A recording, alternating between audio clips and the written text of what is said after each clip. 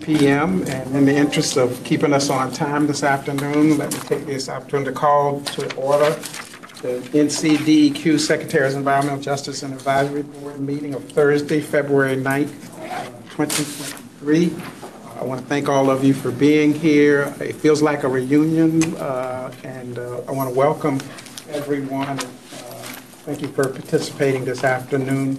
Let me begin by reading the ethics statement. In accordance with the State Government Ethics Act, it is the duty of every board member to avoid both conflicts of interest and the appearance of conflict. If any board member has any known conflict of interest or is aware of facts that might create the appearance of such conflict with respect to any matter coming before the board today, please identify conflict or the facts that might create the appearance of a conflict to ensure that any inappropriate participation in that matter may be avoided. If at any time any new matter raises a conflict during the meeting, please be sure to identify it at that time.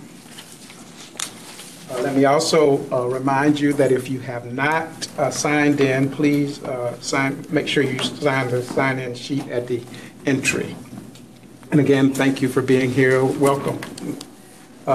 We have two issues of old business. The first is, and I think everyone was received by email, the minutes. The first issue is to adopt the October 22nd meeting minutes. I hope you've all had the opportunity to read them. If there are no amendments, edits, modifications, I will entertain a motion to accept the October 22 meeting minutes as printed. Are there any edits, changes? I have October 13th. Is there, am I missing? I just said October 2020. Oh, from 22. Yes. I'll move the minutes. Second. Been moved and properly second by Ms. Nathan O'Donnell and Ms. Carter that we accept the October 2022 meeting minutes as printed. All in favor? Aye. Opposed? The ayes have it.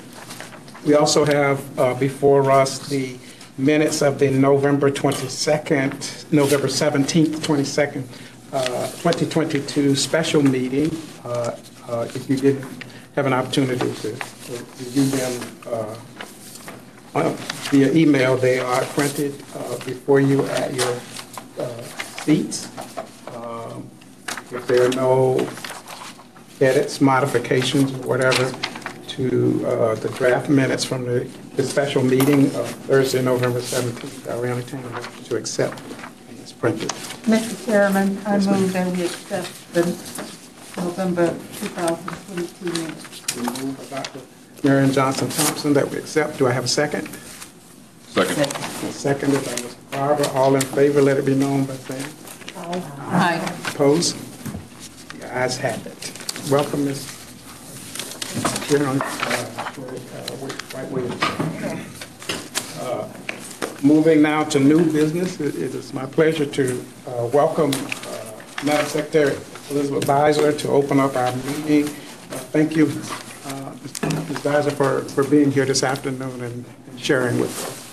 Well, thank you, Mr. Chairman, and thank you to all of you for being here. It's always good to see your faces here at DEQ.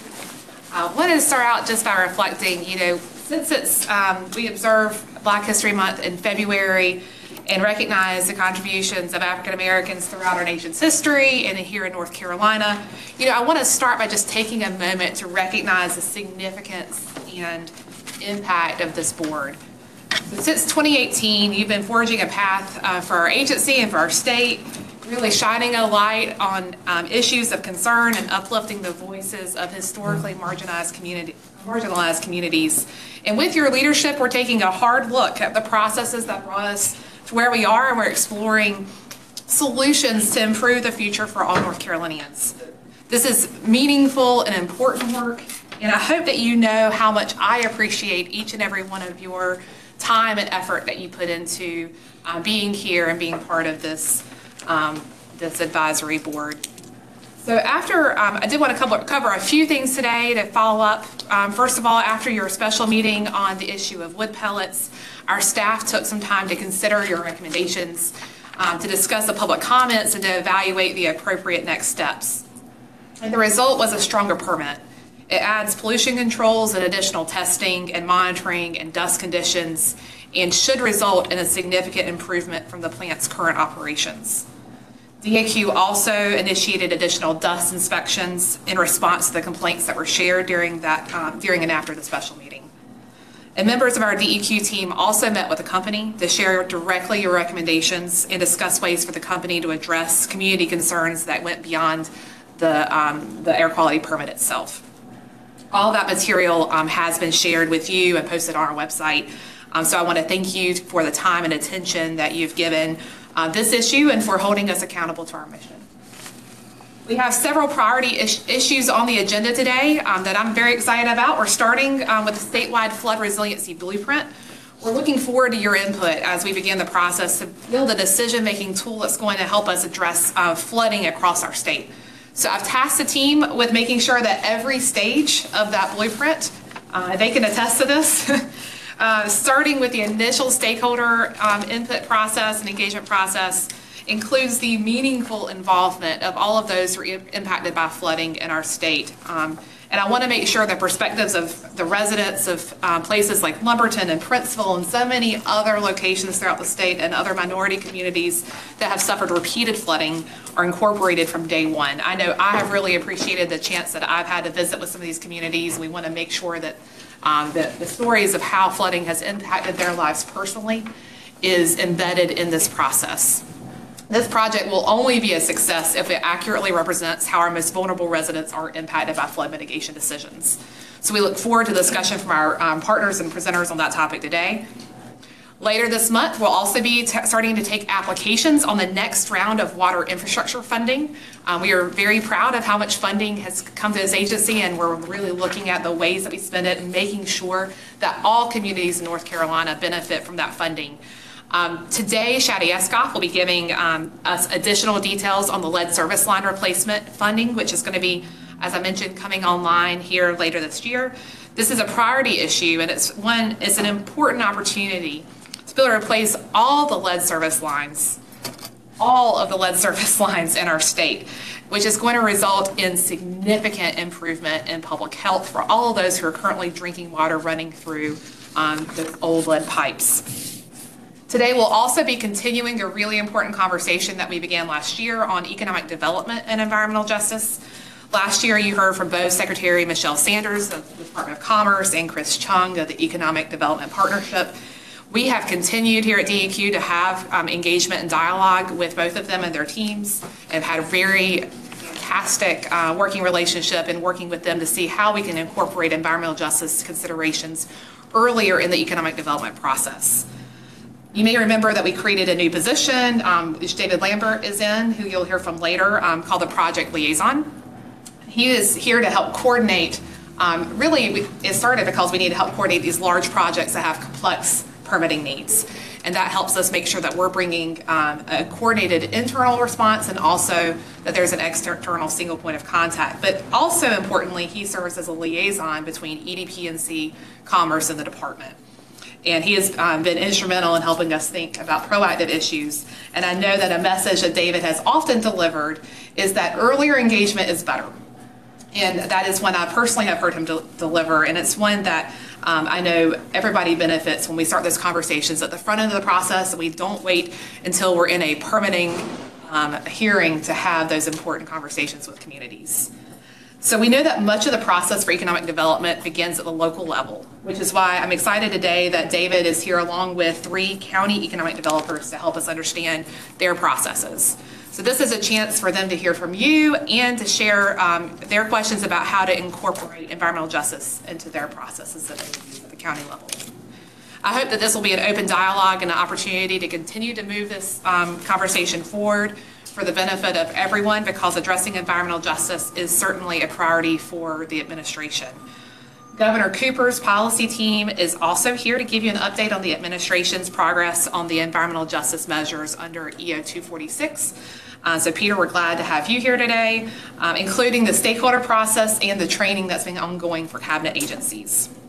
And I'll also note that I hope you all have seen the EPA's announcement of $100 million available nationwide for environmental justice grants from the Inflation Reduction Act.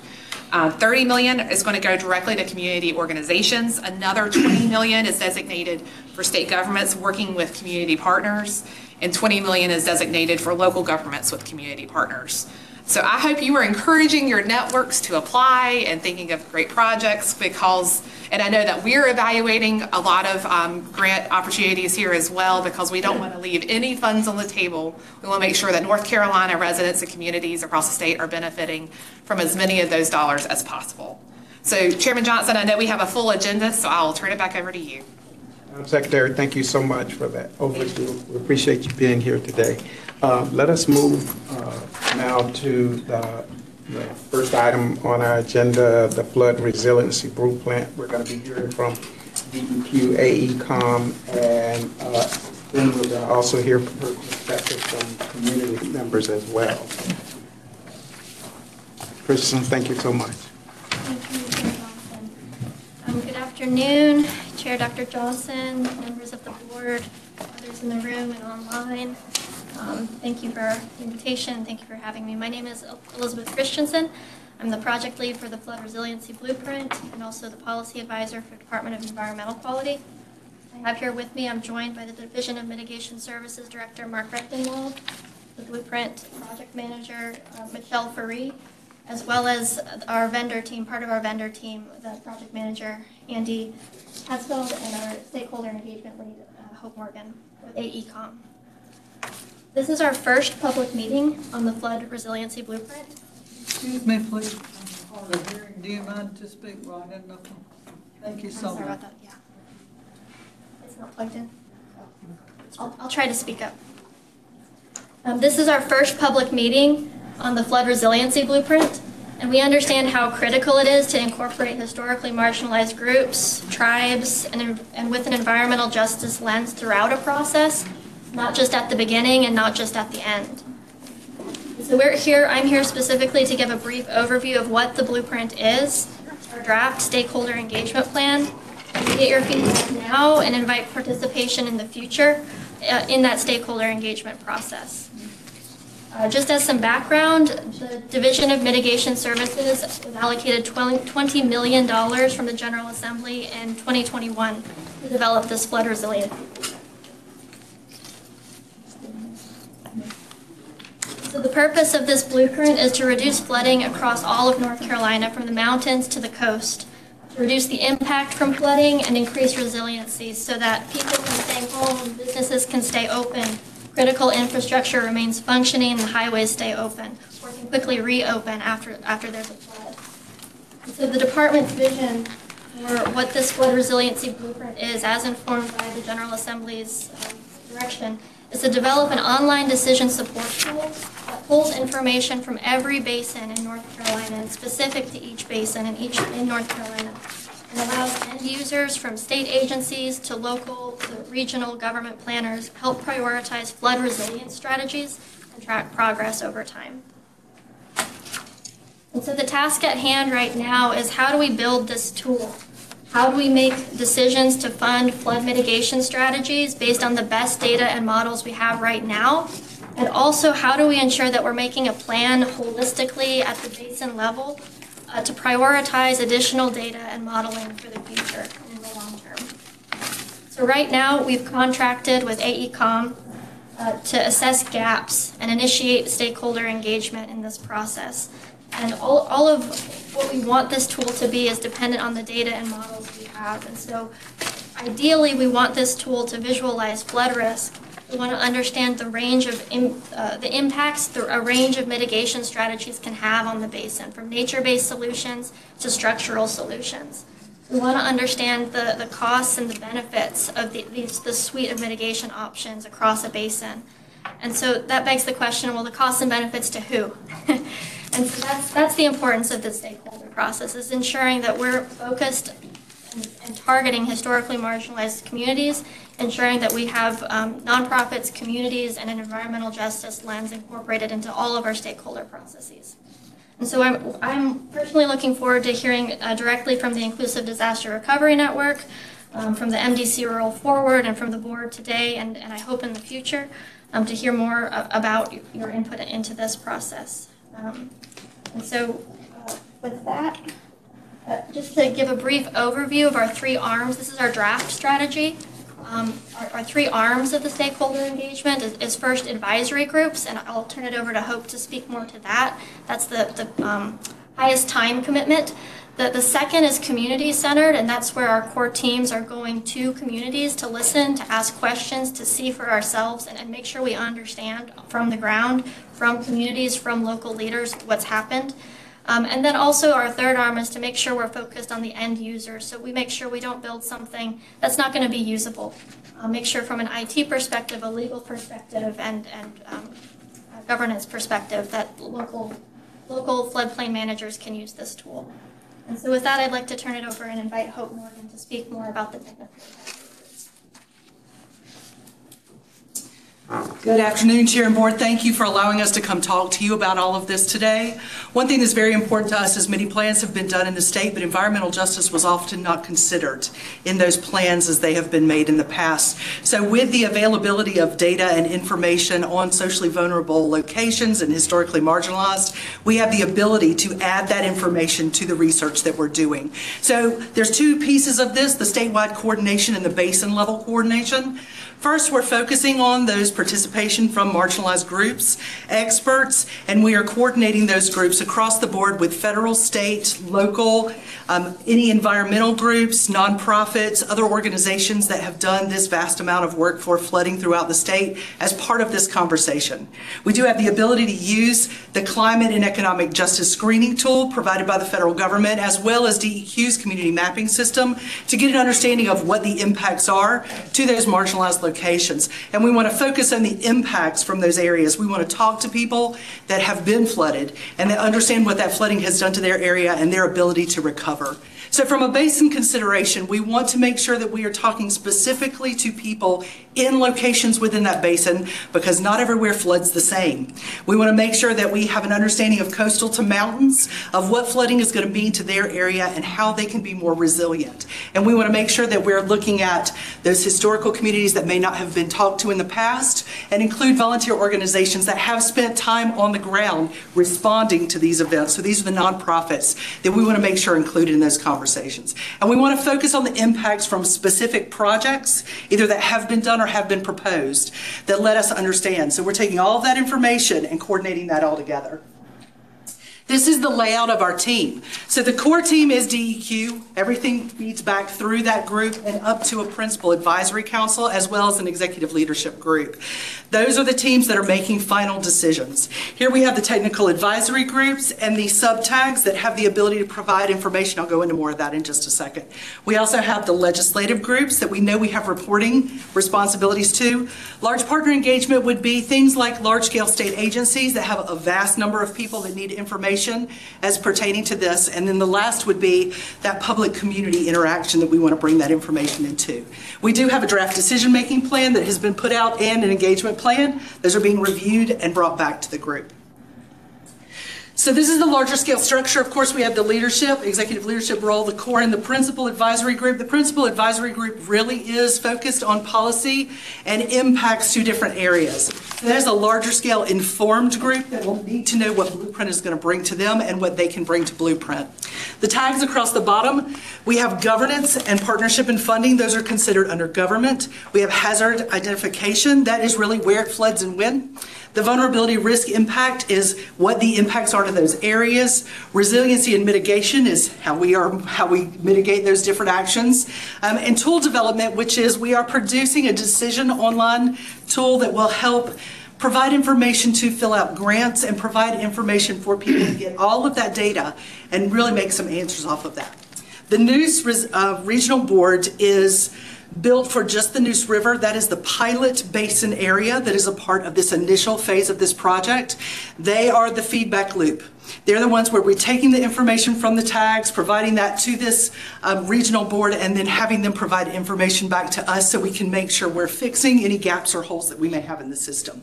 Our request from you today is we need environmental justice participants in this. We want to make sure that there are participants for each one of these groups so that we do have a say from an environmental justice perspective on each piece of this.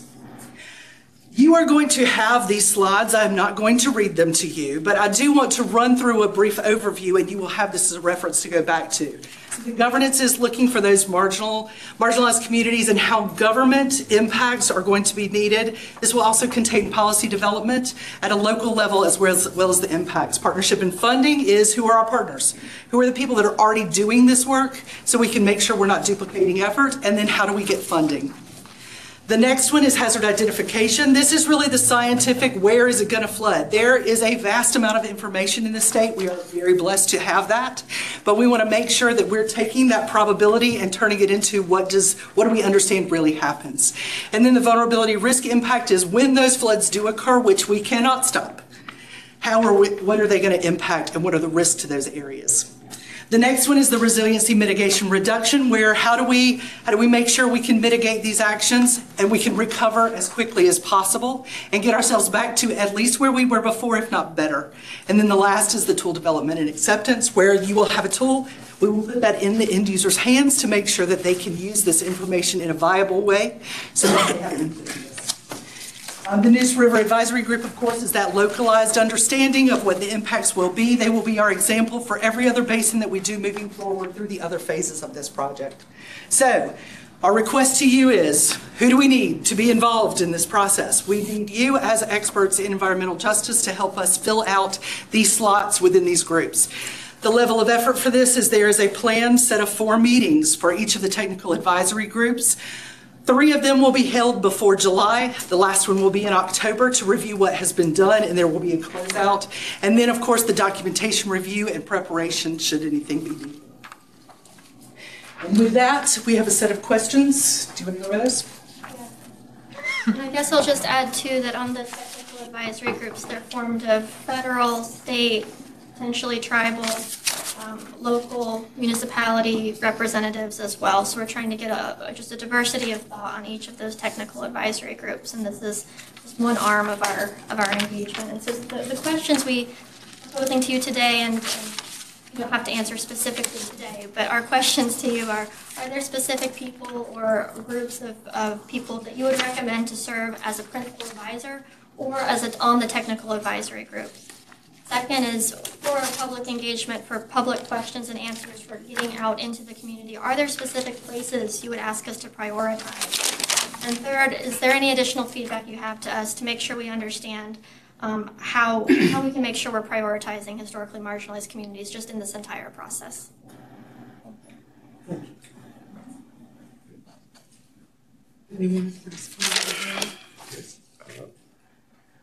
Thank you all for your presentation.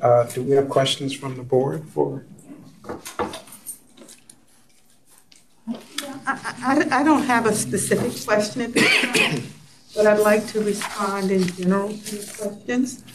And number one, we can do that, but I think it would be of value if you go to the environmental justice organizations in this area in North Carolina.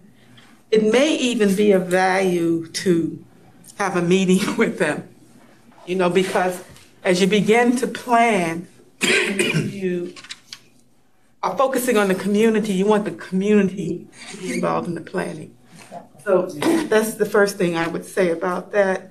And of course, too, where would you go? You'd go to those people who were heavily impacted, right?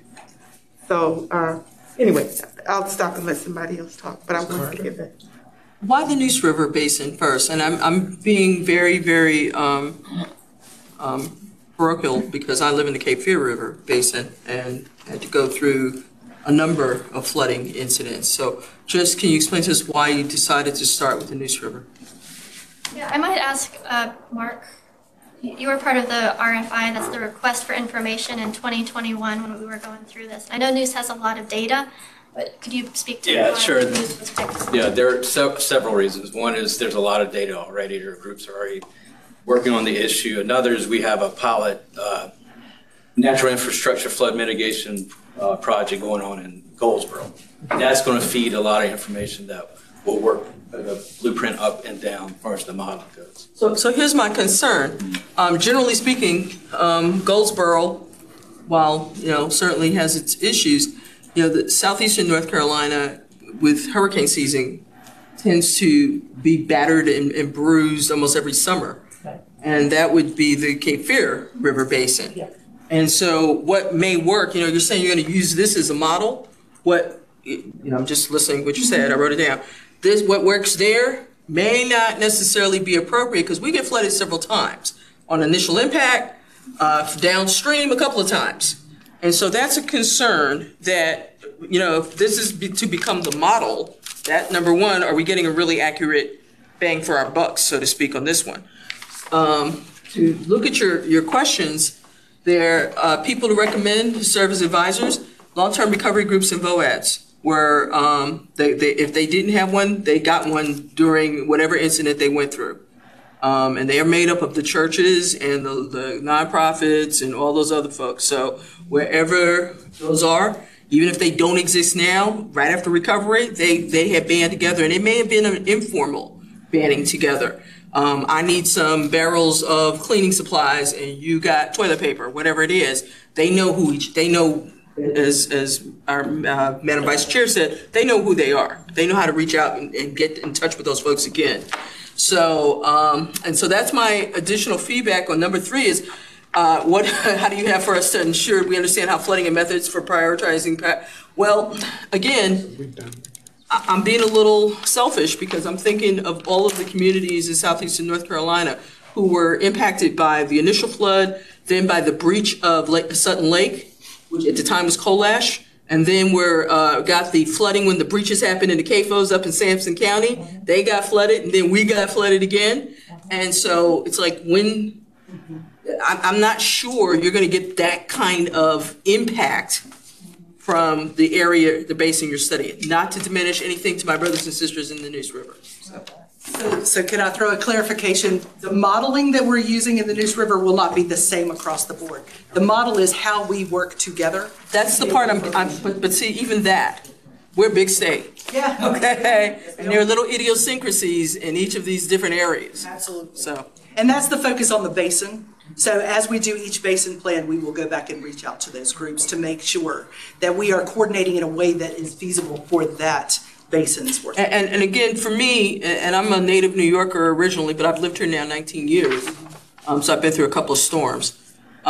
What is amazing to me is the multiple incidents of flooding from the same storm. Oh, absolutely. Absolutely. My background is emergency management. I actually dealt with many of the hurricanes in the state of North Carolina. So there is a lot of understanding of it floods once, you have to wait for the water to go down, and then it rains and it comes again. It doesn't even have to rain. Yeah. So there is finishes coming down the river. Yeah. And that's the goal of making sure that we have all of these previous historical understanding, but also we want to focus on that impact to areas and people that may not have been asked in the past how they responded. Defer and I can go after. Danielle. So the timeline that you presented here at the beginning is basically for this first basin. What is the overall timeline, and what is the next basin? So you're introducing just this one, but what about the other communities and the other basins? And so what are those timelines? I'll speak to that. Thank you for the question.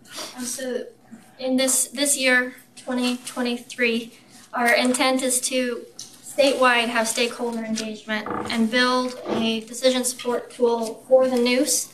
But with that statewide stakeholder engagement, make sure we understand if we're going to miss something, knowing that we probably will miss something. French Broad, for example, there's hydropower there. That's not, that's different than the Neuse. There's landslides in the mountains, there's storm surge on the coast. So, these basins are different, we know that. There's also data differences, modeling differences based on which basins we're in. And so for 2024, the intent is to go out and apply this decision support tool in every basin. So we have 17 basins in North Carolina. We're starting with the Neuse as a beta this year, and then take that decision support tool and apply it across the state in 2024 to see how we can incorporate what data is there, what models are there, community impacts that are different in each of those basins in 2024, and build an action strategy, build an action strategy for each basin that says this is where this basin is, relevant to flood risk, data, model what we can do for mitigation, what the priorities are for mitigation, and where we need to go in that basin in terms of data, in terms of modeling, in terms of prioritizing mitigation strategies. And that includes the cost benefit and costs to who and benefits to who. One of our board members that is online, Naima Muhammad, has her hand raised, and I want to make sure that we recognize her and see what questions she might have. Naima, are you there?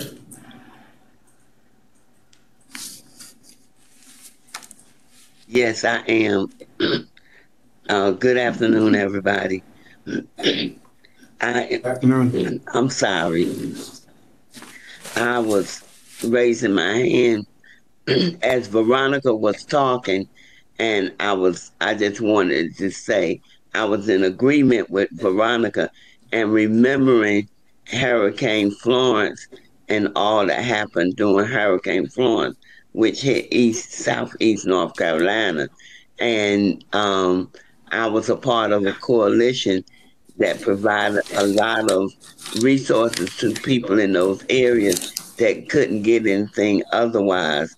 And so as I looked at question 1 on the board, are there people you would recommend to serve as a principal advisor? I would think someone within that coalition, would be a good source to participate. If you all are following, understanding what I'm saying, I don't know. Yes, we are.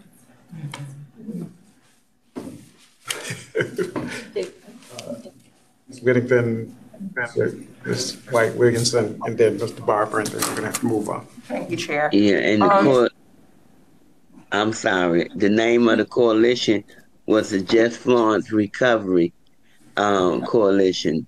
And we distributed, again, goods throughout southeast North Carolina. At the beginning of the flood, people couldn't get through because of the water, so we had some pilots that coalesced with us, and they did airdrops and got supplies into those areas that were flooded.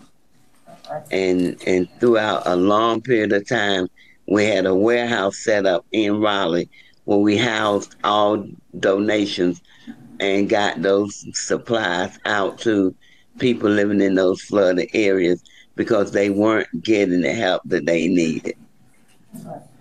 And so I was wondering why the Cape Fear wasn't included as well, and how did you come up with the noose as a beginning point when Southeast is where the last few floods have hit?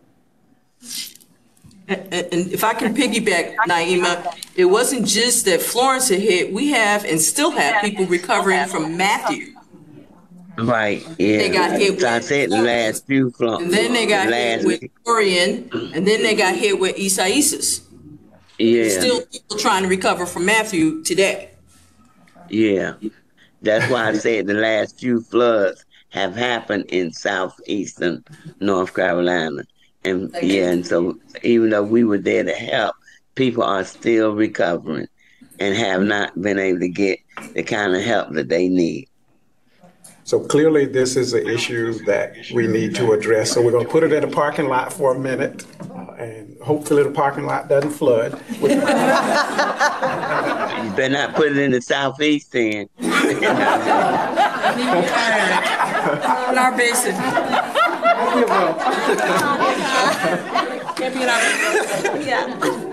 Sure. So I did have a question about criteria. So you're telling to us, and I agree with Leader Carter, I agree with Leader Muhammad, of going directly to the environmental justice communities. What was your criteria of identifying EJ communities, and what was your criteria of identifying historically marginalized communities? Because we're now at a point where we're defining environmental justice, and we don't oftentimes have a shared definition. And there are many community organizations that currently don't see themselves as EJ organizations. They may be doing the work, mutual aid, mitigation. Ms. Naima, we were part of the same coalition. We didn't call ourselves EJ. We just hit the boots on the ground and was delivering aid to folks. So what was the criteria in delineating who fell in both categories, and was there an assessment to see the overlap? Because like I look at the questions and I'll need to reflect on it, right?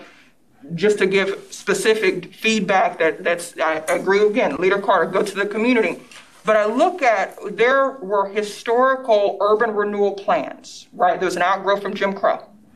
And those plans created damming structures and mitigation that actually created flooding, right? Areas in low wealth populations, predominantly minority, so that the gentrified areas wouldn't be the recipient. So that's not a natural disaster that created that flooding. So in that assessment of that kind of historical criteria, was that included in the comparison of the analogy of two, and if there were overlaps? Yeah, that's a really good question. So in terms of how does DEQ define historically marginalized? In our community mapping system, we have potentially underserved communities.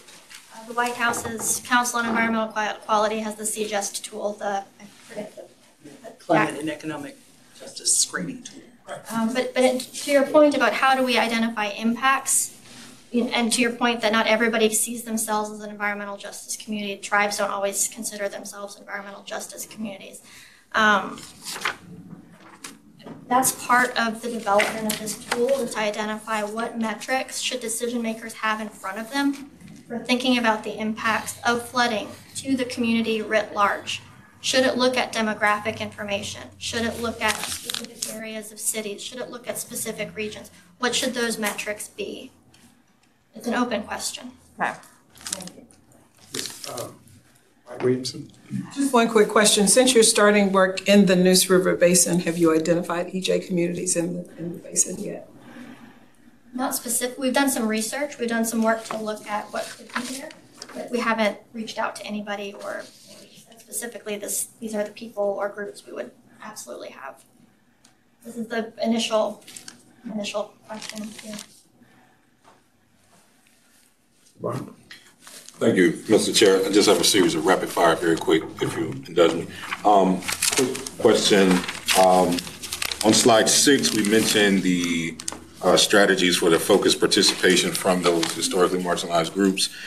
Do you all have initial thoughts on how we are tracking the effectiveness of said strategies? Are we looking at the amount of community members who engage meeting to meeting?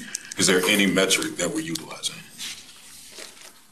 Or in the, make sure I understand the question. So in public engagement, when we go to these communities, how do we measure whether or not we're able to reach? Exactly. Yeah, that's a good question.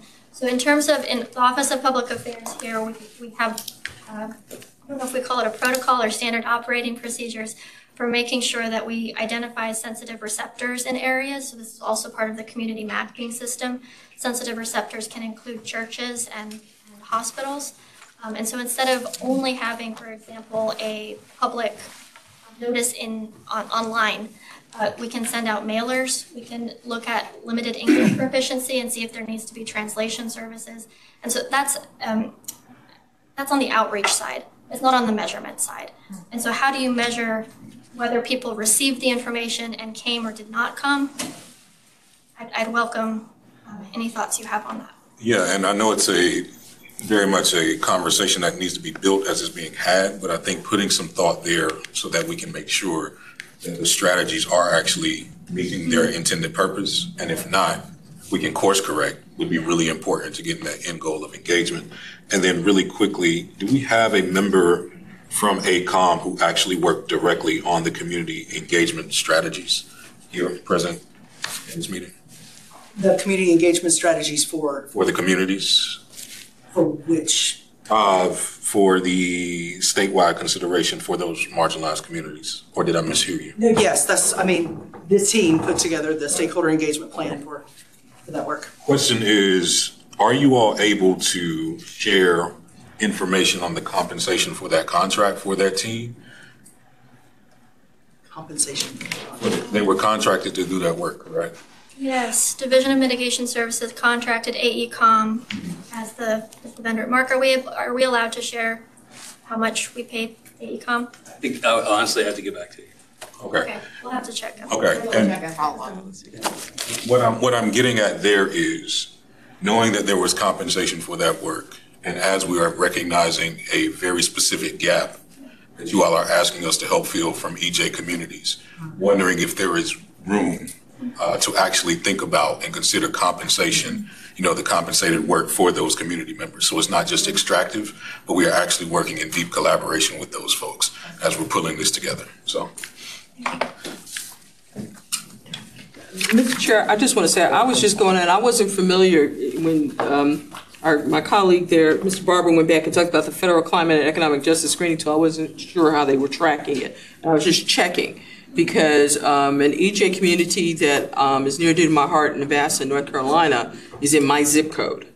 And I know on a couple of tracking tools in the past, including the one at EPA, because they are next door to my community, which is considered affluent, they were initially missed. But it does appear that this particular tool goes by census tract. So just for the record, this does cover and it does identify those communities that are disadvantaged. So, and I would also like to say that's not the only tool we're using. So we're also looking at historical flooding, what has actually occurred in localized areas, and information we have from other people and groups that we've worked with. So this is a starting point. They have done a good job. That's also in beta and in consideration from the federal level, but we're getting there slowly but surely. But yes, I'm glad that's included. Ms. O'Donnell. Yeah, I just wanted to bring out something that Dr. Johnson-Thompson said before, and I think Lamisha was also referring to this, is that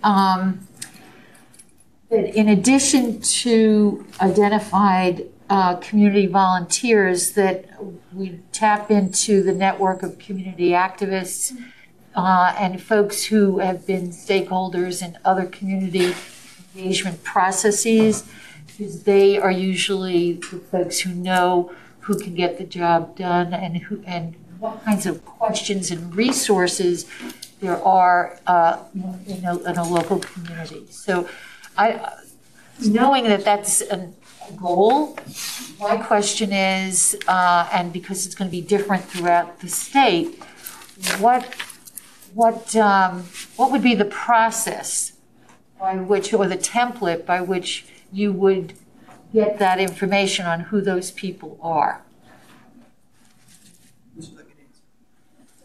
So we went through all of the existing plans as a starting point and looked at participants who were part of those plans, and they became part of an initial list. And then we went through each of the communities that have been impacted by flooding, and they became a part of an initial list. So statewide, currently we have a list of about 1,200 people that were part of the consideration that have worked in this realm before. So that's our starting point. And then our goal would be, as we visit these communities and we talk to these local governments, we can add to that list as we move through this process. So this will be an ongoing, growing group of people that are interested and would like to be part of the process. Got it. Okay, thank you. Lena? Thank you.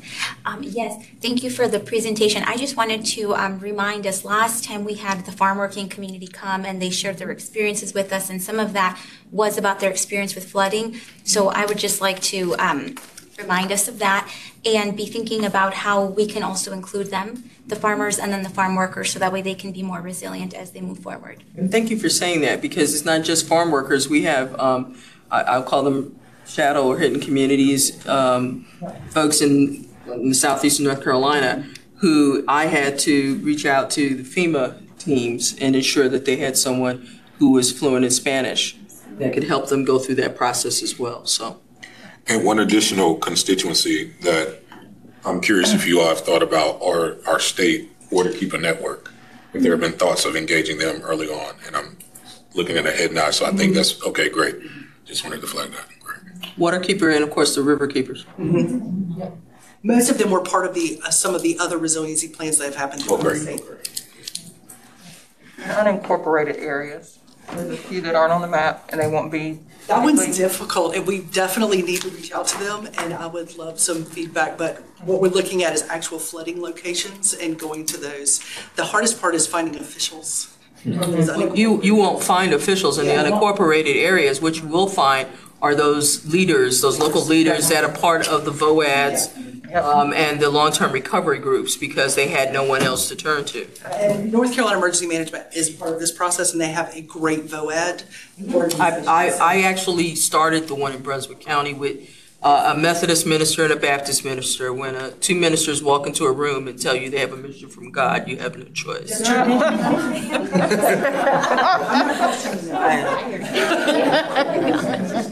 So we did not have one in Brunswick County. So yeah, that's why I'm very familiar with both the state VOAD as well as the other long-term recovery groups. Not all of them call themselves VOADs or are part of the VOAD network. But like you, I have an emergency management background and a military background. I've worked many in EOC. So that's how I knew how to do it. So one of my largest issues is we're preaching to the choir. So if we're going out and we're finding people that we already know are a part of these organizations, how do I find the people we don't know where they are? Well, that's part of the unincorporated. So the reason I bring up the unincorporated, right, is because folks still, their economic prosperity, the opportunities are going to be in incorporated areas. And so when you're talking about the impact that residual resounds to them, it's also how is their employment impacted? How are their places of worship impacted?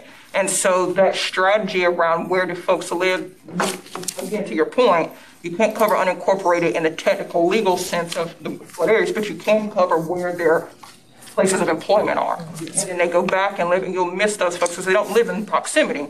They may be 15 minutes in the outskirts. We call them outskirts. And so oftentimes a lot of, again, Veronica's point, the folks in VOAD, they may be, low-hanging fruit, so to speak, to your point of like, oh, they're accessible, but what they'll tell you is trusted messenger. You want to go talk to that elder who doesn't come. Elder such and such lives across the hill, and they're going to tell you a back road that does not exist on Waze. And that's the number 2. May I suggest that a subcommittee of our advisory board that I and Dr. Johnson Thompson going to appoint. I think as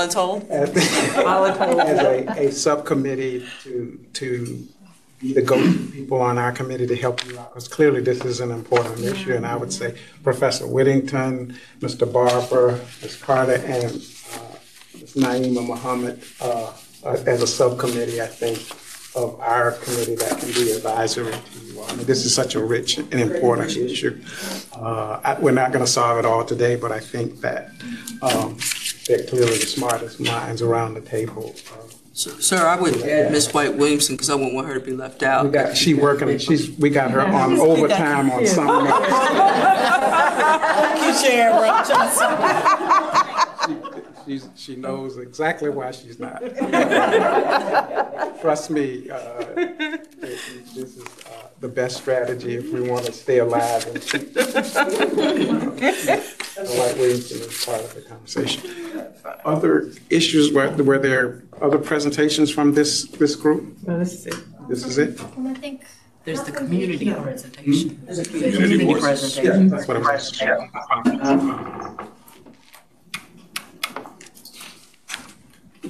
Naima? Yes. So on the subcommittee that you just put me on. It's because we love you. Who would, I know, but who would be the chair of that committee to make sure we're meeting, to call the meetings? William, would you like that position? No. Would you be willing to chair? Terrific. Naima, Professor Whittington is going to chair. Okay, Ms. Naima. I need to get consent. It's okay. Okay. Good. Thank you.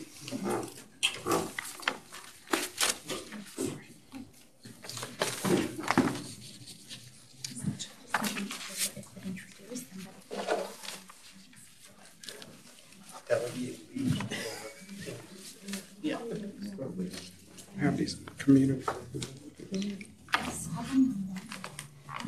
Are they on?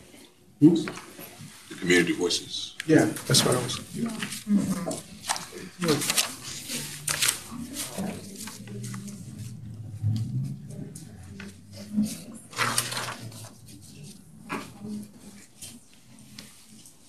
Mr. Chair, should we proceed? I'm happy to make some introductions if that's helpful. No, not just yet.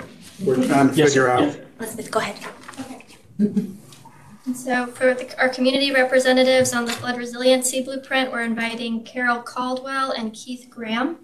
I believe they're online. See Mr. Can you hear Graham? us, Carol and Keith? And Yes. Ms. Caldwell? Can you hear us? Yes, I can. Thank you. We're glad to have you. Thank you very much. I'm happy to get us started. Are folks able to see the slides that we're sharing? Right. Yes. Excellent. So my name is Andy. We'll do introductions in a second here, but I just wanted to pick up on this idea of preaching to the choir a little bit. Allow us to preach at you a little bit here. Preaching to the converted. We are a coalition of mainstream and community-based partners. We are a collaborative of public, private, nonprofit, and faith-based organizations seeking avenues for community voice and equitable access to resources in the disaster recovery system. We call ourselves the North Carolina Inclusive Disaster Recovery Network. That is essentially a network of networks. So there are a lot of the groups y'all have talked about. VOADS, Just Florence has been part of it, state agency partners, faith-based leaders, community-based leaders, of which Carol and Keith are part of them. And I just wanted to share that for some context that we are outsiders to DEQ, have been working on this process separately, watching it unfold and doing some work to develop a framework that we hope DEQ and AECOM will consider. And it's a lot of the things that the board has been discussing now. So I'm honored to share this framework. It's already been submitted to DNS and to Public Affairs through some conversations. We will hit a couple of the highlights here. But I want to celebrate some of the things we've heard and like some of the board members' comments. Be good partners in the implementation phase of it, the operationalizing of it, the evaluation phase of it. Catherine. Hi, it's great to be with y'all today. My name is Catherine Gash. What you need to know about me right now, we're going to get into intros a little bit deeper here in a second, but I am a professional facilitator, which means that I don't dive into anything without clear objectives. This is what we're hoping to accomplish in the presentation today: communicate relevant takeaways and outcomes for developing community engagement framework, explore opportunities to partner with DEQ on their NC flood resilience blueprint planning process, and to advocate for more equitable community engagement as a best practice across the whole government. And this is who we are. We each have a range of affiliations and, we each have a range of affiliations and play a range of roles that change throughout this project, but we're united by a shared vision of community resilience. More on that to come. I mentioned my name is Catherine Gash. I'm an MDC Rural Forward Program Director for Leadership Support. I am calling in today from Asheville, North Carolina, so I appreciate y'all accommodating our virtual needs. Would love to get some voices in the room, so let me start by introducing or bringing Carol off camera, off microphone in 15 seconds or less. Who are you and why are you part of this work? My name is Carol Caldwell, and I am from Columbus County. Bring you greetings. I am the retired executive director of the the Columbus County Dream Center, and we are a community-based organization. And one of the things that we've always done is we've always been at the community to try to help be a voice for those people who do not have that voice. So that's basically what we've done. And how about Keith? Yes, I'm Pastor Keith Graham, retired Air Force veteran of 22 years, currently working at Men and Women United for Youth and Families as the Director of Operations, and we're a resiliency hub serving Bladen and Columbus and Brunswick County.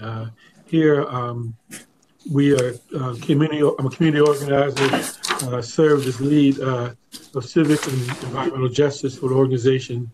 Also served as area director for voter registration and proud fellow for Southern Coalition of Social Justice for Redistricting.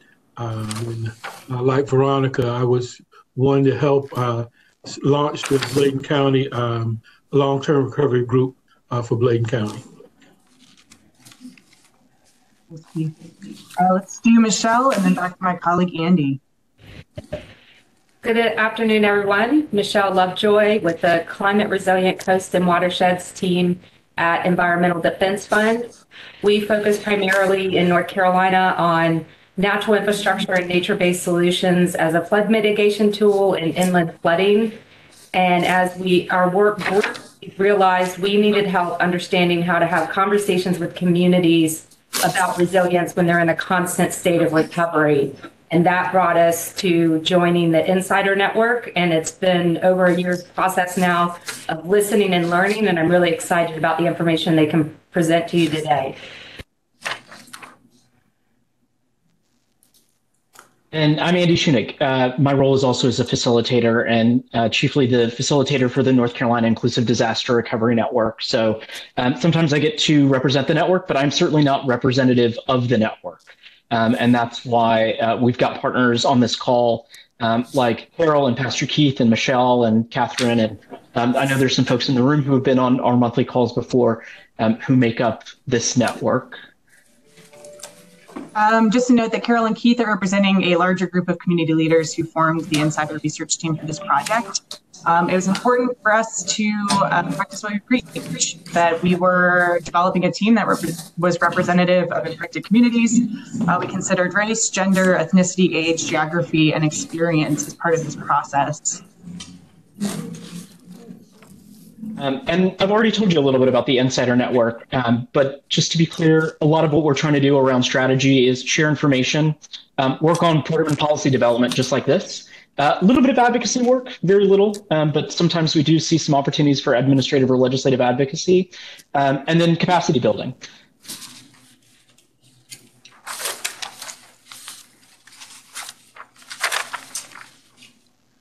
This is what we've been working on, and this is why we've developed this framework for more equitable community engagement. These are the needs that we want to address.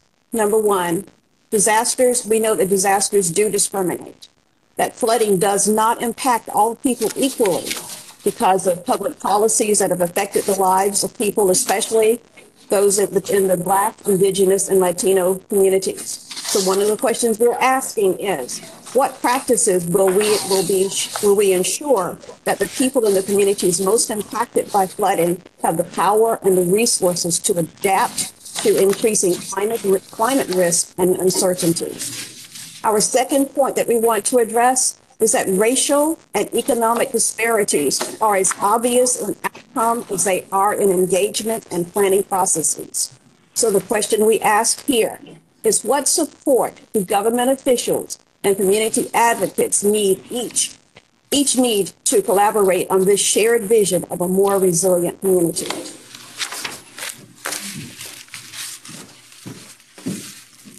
And then we can define community resilience as, for the community members themselves, the extent to which they have the capacity to respond to change, engage in community-level decisions about resource use, and thrive in a context of uncertainty. Always helpful to define our terms. Pastor Keith, I think you wanted to say a little bit more about why community engagement matters. Why is the juice worth the squeeze in all of it? Yes, thank you, Andy. Well, firsthand, that in the area of, because public and private policies choices that affect a lot of especially Black and Indigenous communities, environmental and climate hazards do not impact people equally. These policies have dictated where communities of color have been allowed to live, how they have been allowed to transfer property, and what access they have to capital and other tools of wealth building, and whose communities are deemed worth saving in disaster strikes. We've seen in the Bladen-Columbus County area things as recently as the Murphy Brown Farm, Hurricane Florence, Hurricane Matthew, coal ash and things of that nature that have impacted us severely in the minority and BIPOC communities. And one of the things that we've got to focus on is being able to draw the people in and pull in the people to a place that their voice is being heard, that we're collaborative in our approach, not just top down, but being able to let them feel inclusive in the process. And so in order to do that, we've got to be able to exercise patience and find consensus or a shared vision for the project, the planning with the participants. One of the issues that we have in the communities is that they don't feel like they can trust the government and what they're passing down to them. They don't trust the process. They don't feel that the process is for them. So they've got to be more inclusive in the decision-making for how things are going to go. And we've got to be able to address the question that matters. And the question is, does the project save lives? And if so, how? And that was quoted by one of our good partners, which is Reverend Roland Whitney. And we've got to ask that question, does this project save lives? And if so, how? And then we've got to be amenable to adjusting a project timelines to accommodate the needs and pace of the community. External timelines will assert pressure. However, inclusive and sustainable solutions based on shared responsibilities will be threatened by a desire to rush. The project will move at the pace of the stakeholders or the group itself.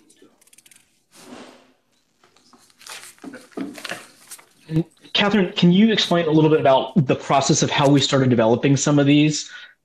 I think that'd be helpful for folks to understand some of the background of what Pastor Keith was just talking about. Yeah, absolutely. So we've been working on this project for a couple of years now. What you're seeing in front of you is the work that we've done so far. We refer to it as our phase one portion of the project. We worked together to develop a framework and recommendations for equitable community engagement through an inclusive and community-led process with the Insider Research team. We shared this framework with our partners in state government as written comments to public requests for information and in meetings with key stakeholders at the NC Department of Environmental Quality. A quick note too, we're excited we evaluated the public engagement process of some recent and current state resilience planning efforts, including the Rise and Resilient Coastal Communities program. And our goal is again to lift up what's working well and offer you recommendations for what more could be possible. And so we plan to reach out to Elizabeth and her colleagues to share a little bit more about that directly. At this point, we are moving into phase two of our project. We are hoping to ground truth the community engagement framework for North Carolina flood resilience blueprint planning with Eastern North Carolina communities. And we're also hoping to build or working to build the capacity of local communities and leaders to advocate and participate in inclusive watershed planning approaches. We are, again, facilitators. We are values-led, values-centric.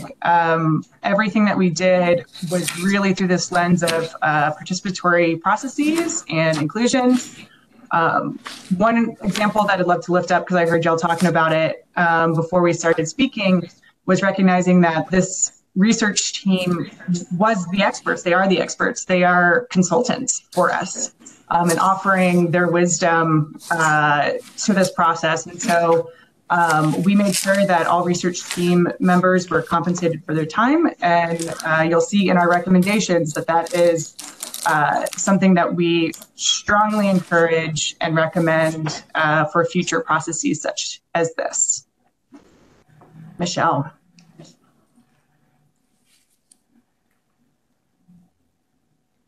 I apologize, Catherine. I didn't realize I had an additional speaking part beyond my introduction. Michelle, it was an opportunity for you to lift up that quote from Pastor Whitley about being explicit, particularly us as mainstream organizations, often white-led mainstream organizations.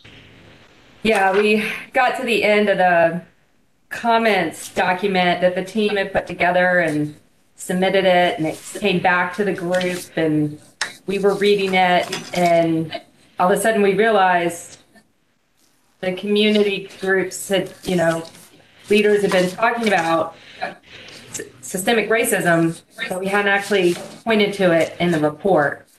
And so they agreed that an addendum needed to be added.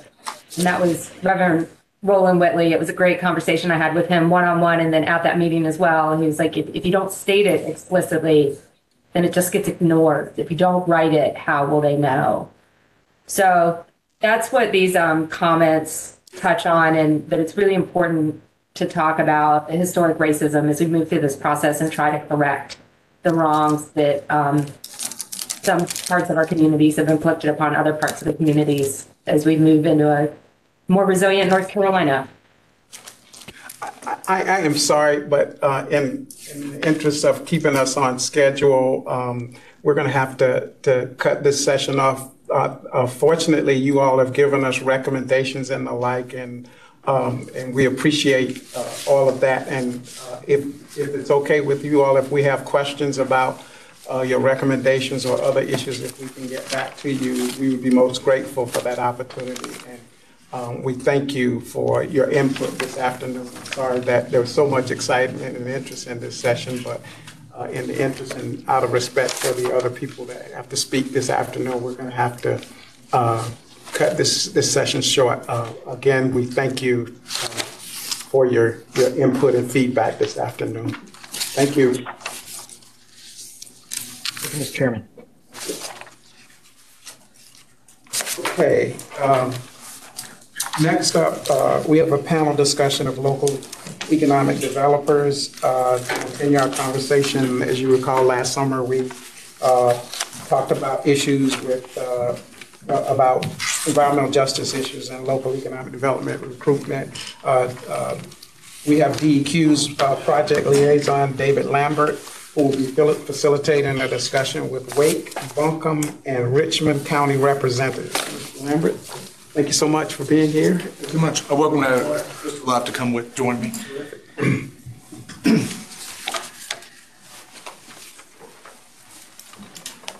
So I just want to say it's very exciting to have to start this conversation on the local level about environmental justice, and to continue on with some of the conversations that we've already started with on the state level. As you know, as you recall, hearing from the Department of Commerce and the Economic Development Partnership of North Carolina.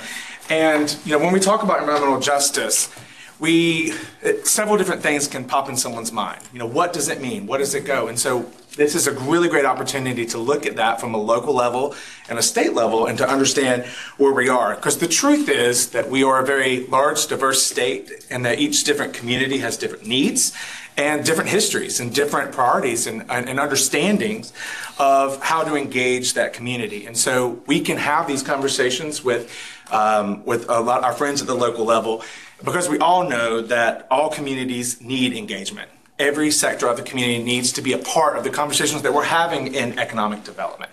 And so this is a great opportunity to speak with people from across the state. We have our friend traveled all the way from Buncombe County. This is Mr. Love. So thank you for traveling all the way with us today. And he's an economic development director there. We also have online Ashley Cagle, Wake County Economic Development, and Marty Butler from Richmond County Economic Development as well. And we acknowledge that we want to meet these communities where they are. And keep in mind that we wanted to have a Western, a rural community, an urban community, and each of these communities are not necessarily representative of everyone in their situation, but these are just a spattering across the state of different opportunities. And so we can all see how communities are engaging people in this process. And in this dialogue today, there'll be opportunities for this team to ask you questions on how might you see there being room for having these conversations on the local level. And they might, and they can ask you what you might expect, and you ask them. And so it's a really, really great opportunity. And we all want to engage all parts of the community. So put simply, the goal of all this is making sure that everyone has the tools and understanding and the process to be good neighbors. The people that are the economic developers, the community, all sectors of the community, and the businesses that are coming or expanding in these communities. We all want to be good neighbors, and we can't do that without good engagement and good communication. So we do have a series of questions. I've introduced the team, and so I'll start off with Mr. Love. So how does Buncombe County engage communities in the economic development process in general? Sure. Well, first off, glad to be with you all today. Based in Buncombe, but I've lived in Forsyth, I've lived in Pender, lived in Wilson, so I've seen all parts of this state, as many of y'all have, and there's a lot of different challenges. What I would say about economic development is a lot of times we think just directly about a project, location, and announcement. And that's kind of our focus, 4,000 jobs announced at a wage of X, Y, Z, whatever.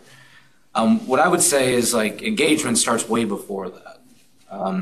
By the time you get to a project, engagement is kind of too late, just to be, in my personal opinion. And so in Buncombe, how do we engage the community? We engage on a lot of different levels. By no means are we perfect or got it all right. What I would say is, we engage our community through a comprehensive land use plan. And so that land use plan looks at, the county as a whole. We're in the process of developing that as we speak to determine where we want to see growth and what type of growth across our community. And, that growth is shaped by a number of factors. It's, kind of what's there already, what's the character of that area. What are the constraints in the mountains, as you know? Can't build on steep slopes, can't build in floodways, limited land resources. But also, what are the other constraints that might be, created? Those interstates, railroads, things of that nature, which are difficult to move. So that engagement has to occur at a comprehensive land use plan level. But additionally, as we look at our strategic plan, our economic development plans, what do we prioritize as a community? And I can tell you in Buncombe what we prioritize, not above all, but at the top of the list is creating high wage careers in our community. And so I can tell you that Buncombe County trails the state averages by about 20%. So when we get an opportunity to create high wage jobs, we jump towards that, not sacrificing all things, but that being a priority. So I'll pause there, and I know there's others. Absolutely. And what we'll do is we'll ask each of the panelists each question, and we'll go that way. And so we'll kick it over to Ms. Butler from Richmond County. Same question. Can you hear me okay? Yes, ma'am. Okay, fabulous. I will piggyback a little on the gentleman from Buncombe County. We obviously, most communities have a land use plan, and economic development typically morphs around the established plan and heavy industrial. We're somewhat unique being in a rural community. We don't have as many opportunities for projects, for job creations as more metropolitan areas. So a lot of our growth will hinge upon our existing industries, the folks that are already here, growing those companies, organizations, and also looking at our infrastructure, electricity, gas lines, proximity to the interstate. So a lot of our economic growth comes from the infrastructure or what we currently have already been blessed with, our existing industry. So that's where a lot of our growth takes place and how we plan for that growth. Again, rural community, tier 1, we're always looking for opportunities. We do not target any company, manufacturing, or distribution that pays less than the county average wage. So that is a big sticking point with most developers. We all want high-paying jobs for our citizens and opportunities for our citizens. And we've had a declining population the last few years. So that's something that we're focused on as well, leveling off the decline or even growing that. So a few sticking points for the local economic development here. I hope that answered your question, David. Yeah, I think it definitely points us in the right direction, so thank you very much. And I think that, local economic developers are really placed in position to balance how to have their communities make a living and make them remain livable. And so that's something that you guys have a certain kind of a strong mandate to do. Same question for Ms. Cagle. How do you engage the communities for economic development? Well, Well, we are so fortunate that we have 12 municipalities in Wake County, plus the Research Triangle Park.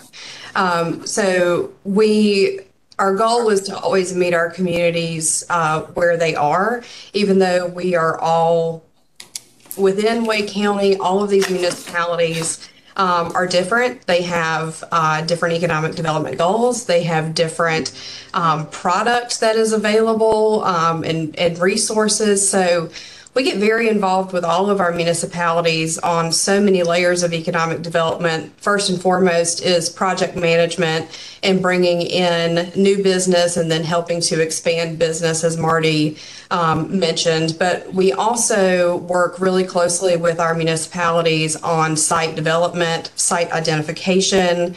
As my colleagues know, it's not just a matter of having a site or a site identified. It has to truly be ready. Speed to market is critical. So we spend a lot of time working on that, but we also go deep on incentive policies, and we help inform different economic development strategies for the town. So our sort of range of services within municipalities is really far and wide, but the goal at the end of the day for all of us is that we are recruiting and growing industry that continue to attract people here, but also provide opportunities for those who are already here. And we do that through evaluating projects, investment in the community, their wages, and then those within our targeted industry sectors, which in Wake County, that tends to be IT, life science, advanced manufacturing, and then clean technology. So our CEO says we do everything here from potholes to headquarters. So that's pretty much true. So each of you kind of touched on the idea of plans, the land use plan and things like that. So I thought that we might just dig a little bit deeper in that. What sort of processes does the counties and what part you have as far as ensuring that there are people who can comment on those plans and that data from those meetings and the data gathered from those plans can inform where and what opportunities may exist in different areas. If anyone wants to, I know that's not part of the questions we had sent over, but if anyone had any feedback on how your county engages in that process with people. I'm glad to chime in. Yeah. You know, we're currently in our comprehensive planning process now, and I was just reading through our community engagement section before I came in here, and so we've had 50 to 100 interventions and offered in a variety of different ways. So some of these events have been in-person events, at local libraries, fire stations, the typical locations. It's also a different world for COVID. So we recognize not everybody wants to show up for an in-person meeting. So we provided opportunities, for virtual feedback. We also have sessions that aren't led by facilitators. So it's like a drop-in session, self-guided, if you will. So we've really tried to be intentional in providing lots of opportunities. One of the things that we learned through COVID and through our EOC response and our VOADs and things of that nature is during COVID, you really had to figure out a way to get the word out. You had to figure out a way to reach communities that you couldn't, otherwise you risked losing them. And so we built a pretty strong network that allows us to work with our BIPOC communities and sort of meet them where they are in a very real sense, and sort of building those networks that we rely upon. And so as an economic developer, wasn't necessarily my priority to build those networks, but once we created them, we rely upon them, and so we utilize those as well. Thank you very much. Interested, Ms. Cagle, in how does Wake County prioritize economic development generally? A lot of ways. One is through what I was just mentioning, which is making sure that we're matching pace with the goals of our municipalities. For those of you who are from Wake County or from the Triangle, you understand that we have Raleigh, which is wonderful. We have Cary, but we also have municipalities that aren't growing as fast or haven't grown at the same clip. So it's really important for us that within how we prioritize economic development in general, that we're also focused on the pockets of our county that have not grown as fast. And we've done some things around incentives policies and putting an equitable economic development lens on our work that we do here, so that we make sure that prosperity for all really means prosperity for all. So our priorities, a lot of them stem from the Board of Commissioners goals, and we very much subscribe to healthy communities and sort of the criteria for that. But beyond that, we've really moved in the last 5 or 6 years into this lane of equitable economic development.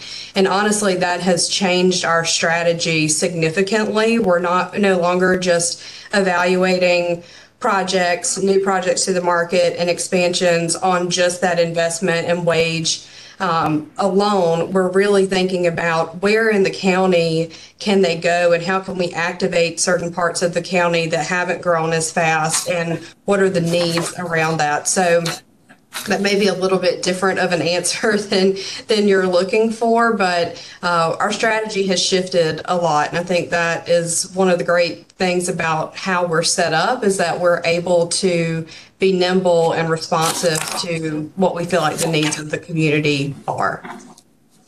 Thank you so much, Ashley. Ms. Butler, did you have anything to add on that? You're comparing apples and oranges, so Wake County is going to be completely different than Richmond County. It's a little less complex, but we have our own challenges regardless. Some of the strengths of our community, as I mentioned, our infrastructure, heavy amounts of utilities, electricity, water. There's a lot of forward planning by our previous board or leadership in the past, I don't want to say 20 years, to install that infrastructure, which gives us opportunities for development. And that's something that we have to build upon. So our target, if we were to target specific industries, they would be heavy utility users, and more often than not, a lower workforce, lower number. So a target, you may hear 1,600 jobs. So that's great for Richmond County to target, but any good site selector is going to say there's no way. You don't have the population to pull from. So the way we have focused, and it's been very successful, is going after heavier investment on the community side, on the capital investment, and lower workforce numbers, the 150 to 500 jobs. That's sort of the sweet spot for Richmond County. That fits our model and what works best in our community. Thank you. And I know we're sensitive to time, and I wanted to give you the opportunity to also kind of add anything to that, but also for anyone on the panel, if they might have questions for the board, and then before the board, maybe have questions for everyone as well. About 5 minutes left. So. I would just quickly add that in Buncombe County, we have an economic development policy that incentivizes capital investment and jobs, but we also have accelerators, and those accelerators for us are typically around equitable hiring. So the hiring of justice-involved individuals, folks that go through our STEP program, very specific components where there's a dollar value attributed to a company that's able to achieve those goals. It's taken us a minute to figure out how to crack the nut on how to optimize that and implement it in a contract so that it doesn't appear punitive, but those are the types of things we're working on. Great, thank you. So at this point, Dr. Johnson. Thank you so much, Ms. Lambert, and all of our guests. We appreciate it. Board members, questions for Mr. Barber? Really appreciate you. 5 minutes, so don't get upset at me. I'll try to be quick. Really appreciate you all engaging in the conversation. Two-part question, really towards you, Mr. Love. You mentioned that it's been an experience that as an economic developer, building those BIPOC networks was not necessarily a traditional priority.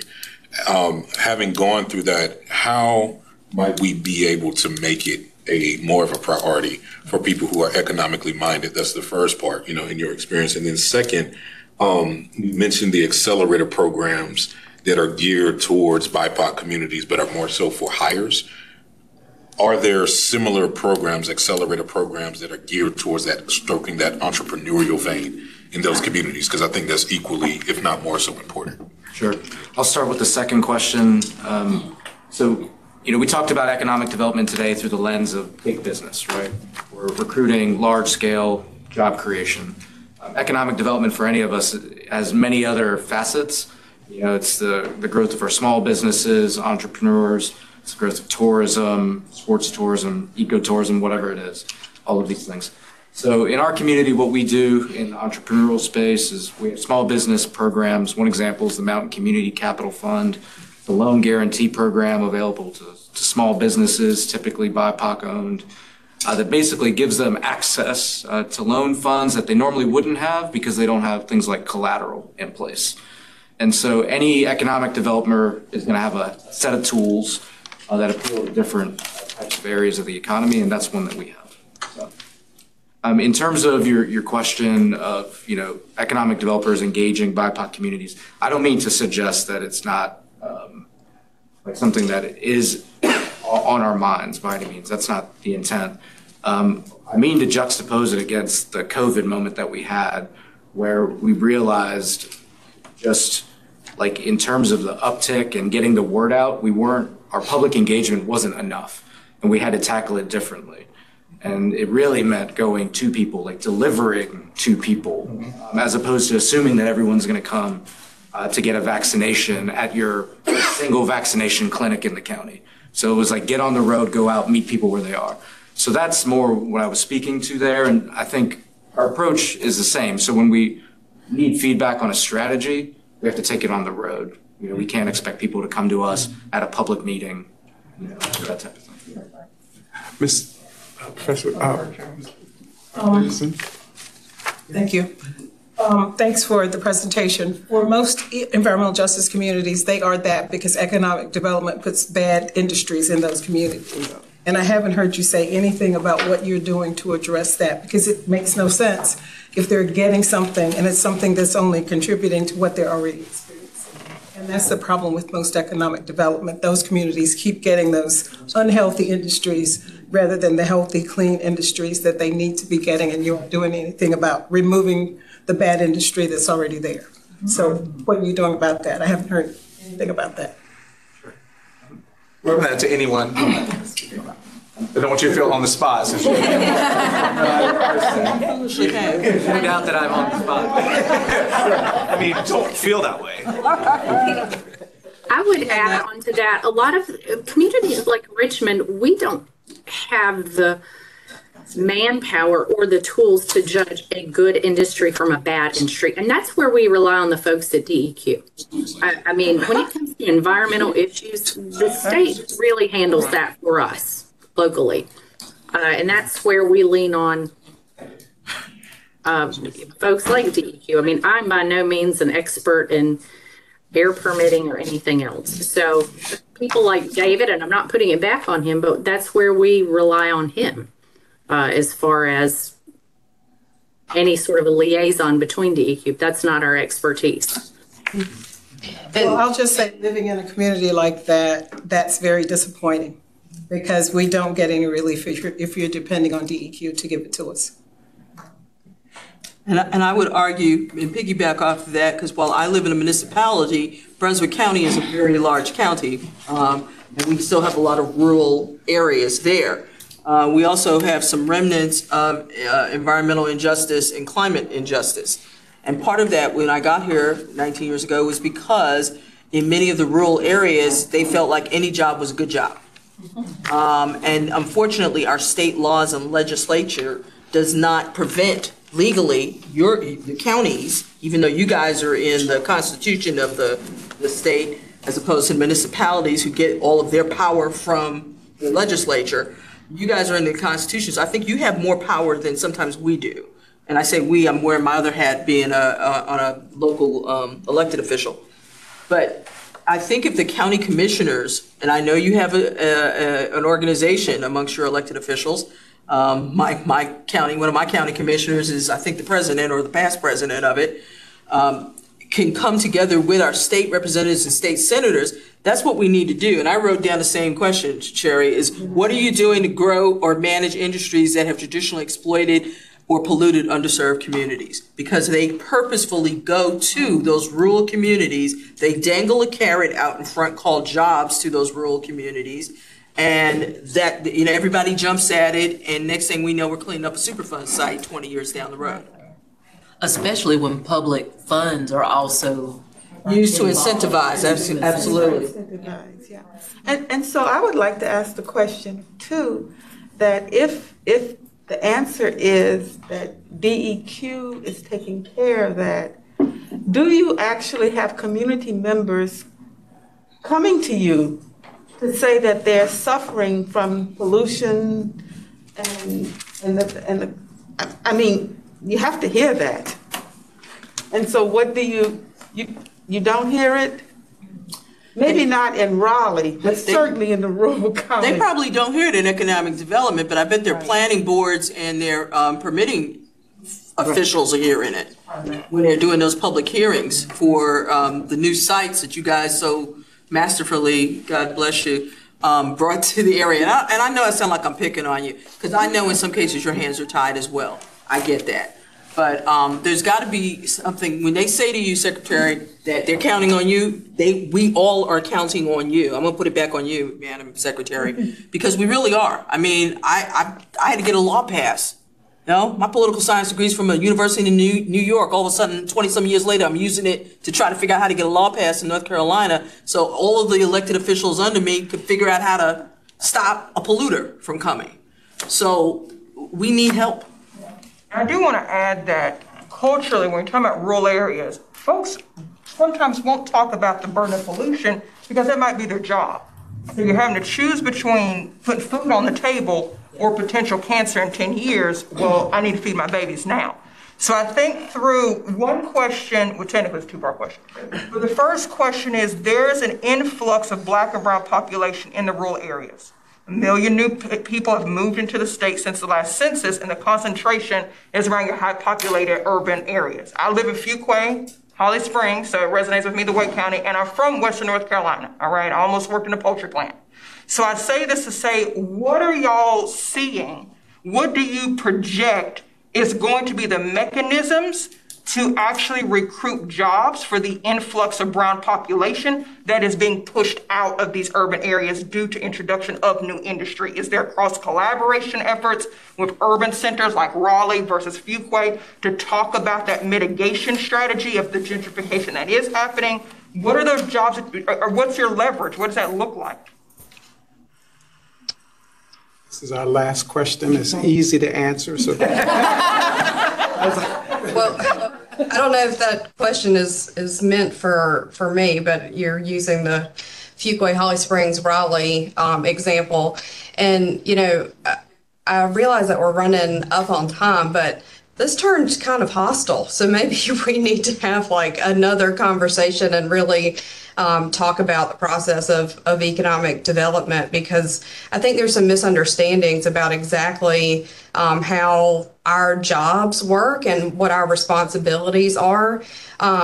We do economic development because we're passionate about our communities and growing them in a positive way. That doesn't always mean that we get it right, that communities get it right. There's certainly circumstances that we wish were not the case. But our whole responsibility moving forward is to always be evaluating industry types, how we're incentivizing them, if we are incentivizing them. We've taken on an initiative here called A Better Wake. It's a study and an effort to dismantle systemic racism. I mentioned our targeted growth areas, which allows for good paying jobs in less populated areas of our county or those that are vulnerable. And so there's multiple tactics that we pull on, but there's no magic bullet, right? And we're all just trying to continually improve the quality of the communities that we represent. So if you take away anything from today, I hope that you take away that you've got some really passionate leaders, both at the county and the municipal levels, who really care about the outcomes of our communities. Ms. Craig, I would say, as the last person with the last question, sorry, Chair, thank you so much for addressing our questions. I don't want to be misconstrued equally that there's hostility and passion, right, and purpose and design. You all have a very important job. You're on the front lines. And unfortunately, many of us have seen our people die because of being exposed to very harmful, dirty corporations, as Ms. Sherry mentioned here, Leader White Williamson. And so I do want to ground appreciation, but also hopeful shared understanding that as you approach a board that is a subject matter expert, a bench of folks who understand the gravity that you see us as thought partners with the hard work that you do have to carry, because our labor is very hard and our people die daily. And so I hope you hear that passion and that pain more so than a misconstrued hostility. More heard and trying to get clarity, because you are the experts, and we won't know unless we have this conversation, and that's what this is, a conversation. So I say that as the last person who did ask the question to clarify intent, so the impact resonates in a positive way.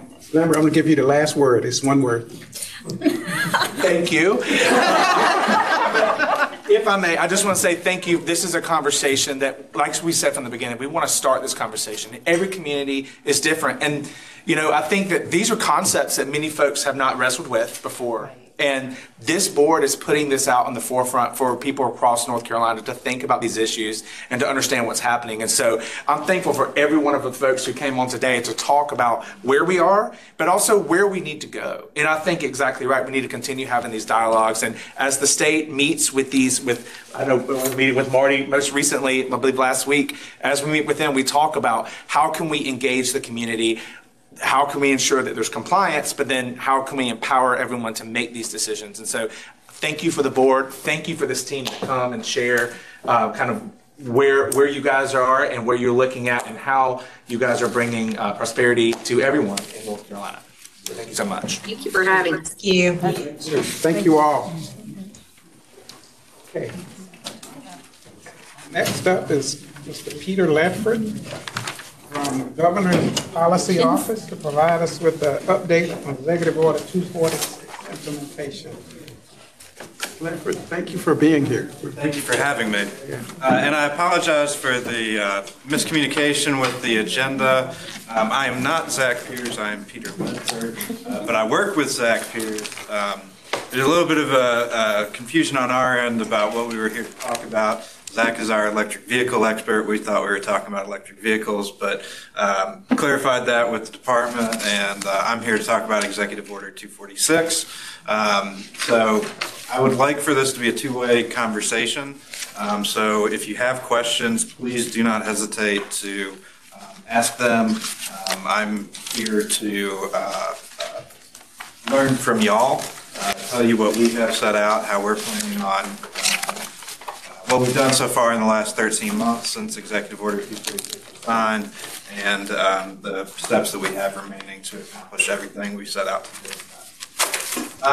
Obviously, there's a lot of stuff in Executive Order 246. I'm happy to fill you all in on the decarbonization pathways analysis and everything else, but figured we would stick mainly to the environmental justice provisions. In Section 2 of the Executive Order, the administration made a commitment to incorporate environmental justice into the implementation of this executive order and previous executive orders that are dealing with clean energy. In terms of EO 246, the other provisions in the executive order, environmental justice was explicitly addressed in the deep decarbonization pathways, the analysis that was released a couple of weeks ago. And it is something that the Department of Transportation is working on explicitly as it develops its clean transportation plan. So this is something that we have strive to incorporate into the work product and the processes that we are working on through the various other aspects of the executive order. The other two executive orders have largely run their course by and large, but especially with Executive Order 218, which deals with offshore wind. Environmental justice is going to continue to be a important consideration as we move forward with that industry. To the previous conversation, you got to build wind turbines, and how do we do that in the most friendly manner? There's going to be the siting of power lines. How do we address environmental justice as that moves forward? So as that industry evolves over the years, this is something that's definitely going to be front of mind as far as the administrative offices are concerned. Switching gears to something that I think was relatively easy. Section 7 directed each cabinet agency to identify an environmental justice lead. Probably the lowest bar thing in the executive order, but that has been done.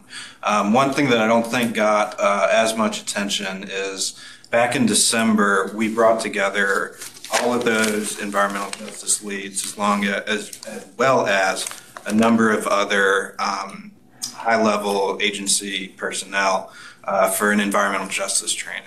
It was about 40 high-level state employees all together in one room in December, and we brought in an outside facilitator, the Metropolitan Group, to help facilitate this conversation. That was very beneficial for everybody involved. We got a lot of positive feedback, and it gave our office a number of very important takeaways from that we're working through. I think one of the most important ones is that environmental justice, while I very much appreciate that y'all are advising the Secretary on environmental justice issues, it's so much more than just the Department of Environmental Quality. And so it was wonderful to have a conversation to hear how the Department of Information Technology or the Department of Revenue, these agencies that you would traditionally not associate with environmental justice, trying to figure out what their role is, what they could contribute. So one of the biggest things that they wanted is more of an open forum where state agency employees can have conversations, can say, we're facing this issue. How did you learn from that when you dealt with it previously?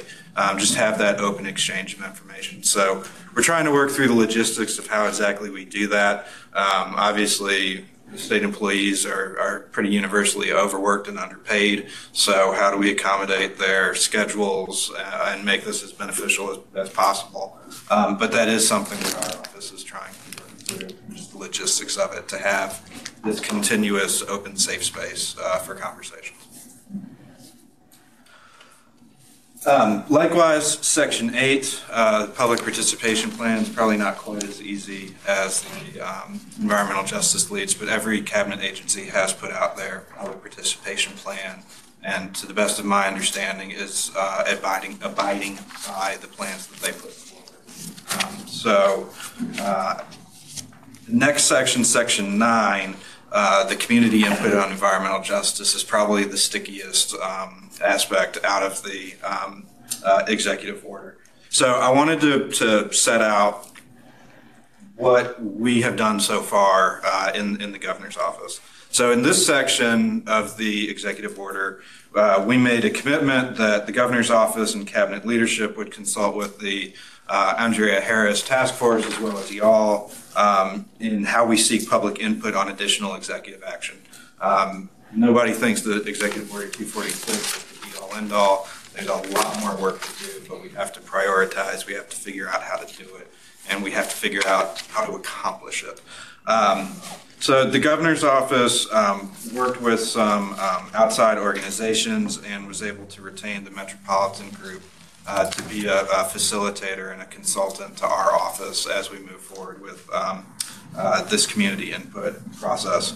I know a number of y'all had conversations with representatives from the Met Group back in December as we prepared for our virtual public hearing that was held on December 14th.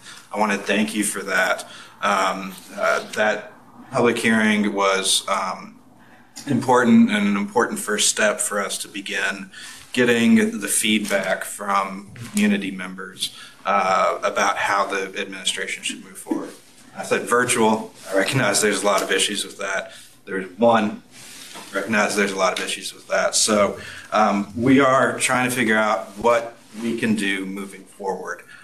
We've retained the Met Group. They're going to work with us on doing a couple of in-person public listening sessions. So what we're trying to figure out is we want to move quickly on this, but we also want to be quality, have a quality conversation. So we're looking at March dates for having these conversations. Some of this, our consultant is out of state, so we have to deal with travel schedules and things of that nature. We want to go out into communities to make it as accessible as possible. So one thing I would appreciate is feedback on what communities we should go to. There's a tension here. I would love to go to 100 different communities in every single county, but we also want to move forward with executive action.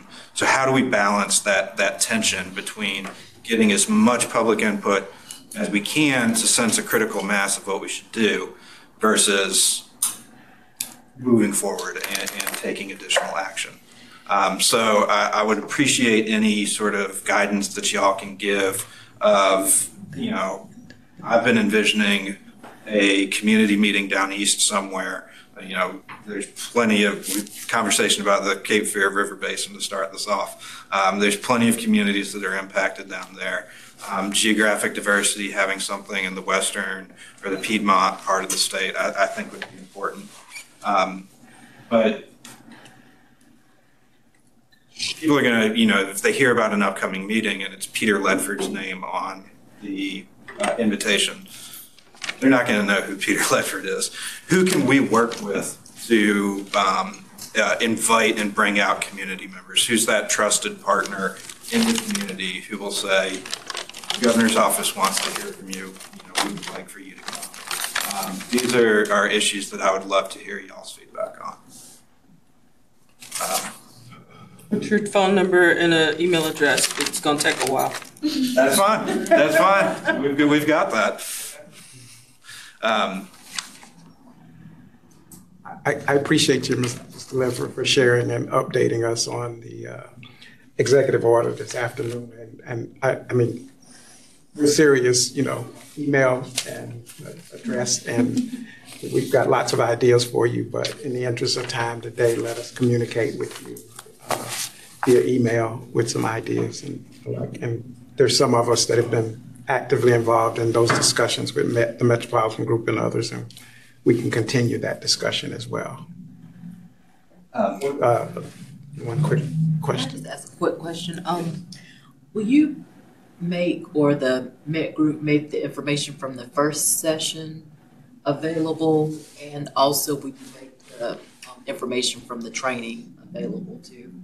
Yes, the Met, I'm sorry, I thought you were finished. The Met Group is committed to provide us with write-ups both the first listening session and the training event, as well as a memo of some recommendations coming out of the training event. We have not yet received that from them. Once we do, if it's okay, I'll work with the department on the best way to circulate it to everybody. But by all means, once we have it.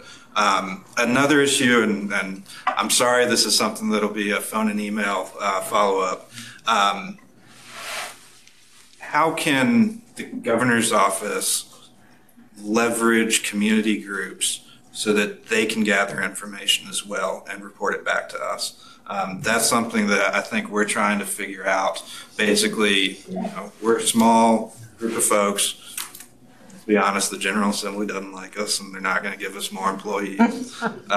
So how can we put together sort of a template meeting or anything like that local organizations can do and report back to us and say, this is what we've heard, this is what needs to be incorporated into future action. I have a limited number of business cards, but we can certainly work with the DEQ team to get my information. I have a quick question in reference to follow-up of the reports they're supposed to give you. Do you have a timeline for that? The Met Group. I will have a timeline tomorrow. We have a meeting with them fairly early in the morning. My goal is to have it by the end of the month, but I don't want to overpromise. They are working on a lot of different initiatives, but that is my goal. A lot of different initiatives for us? For nationwide. But we have a contract with them, right? Yes, we do have a contract with them. So, okay. Mr. Linford, thank you so much for being here this afternoon. Thank you all for having me. I appreciate it. Okay. Mr. Askoff, thank you for being here.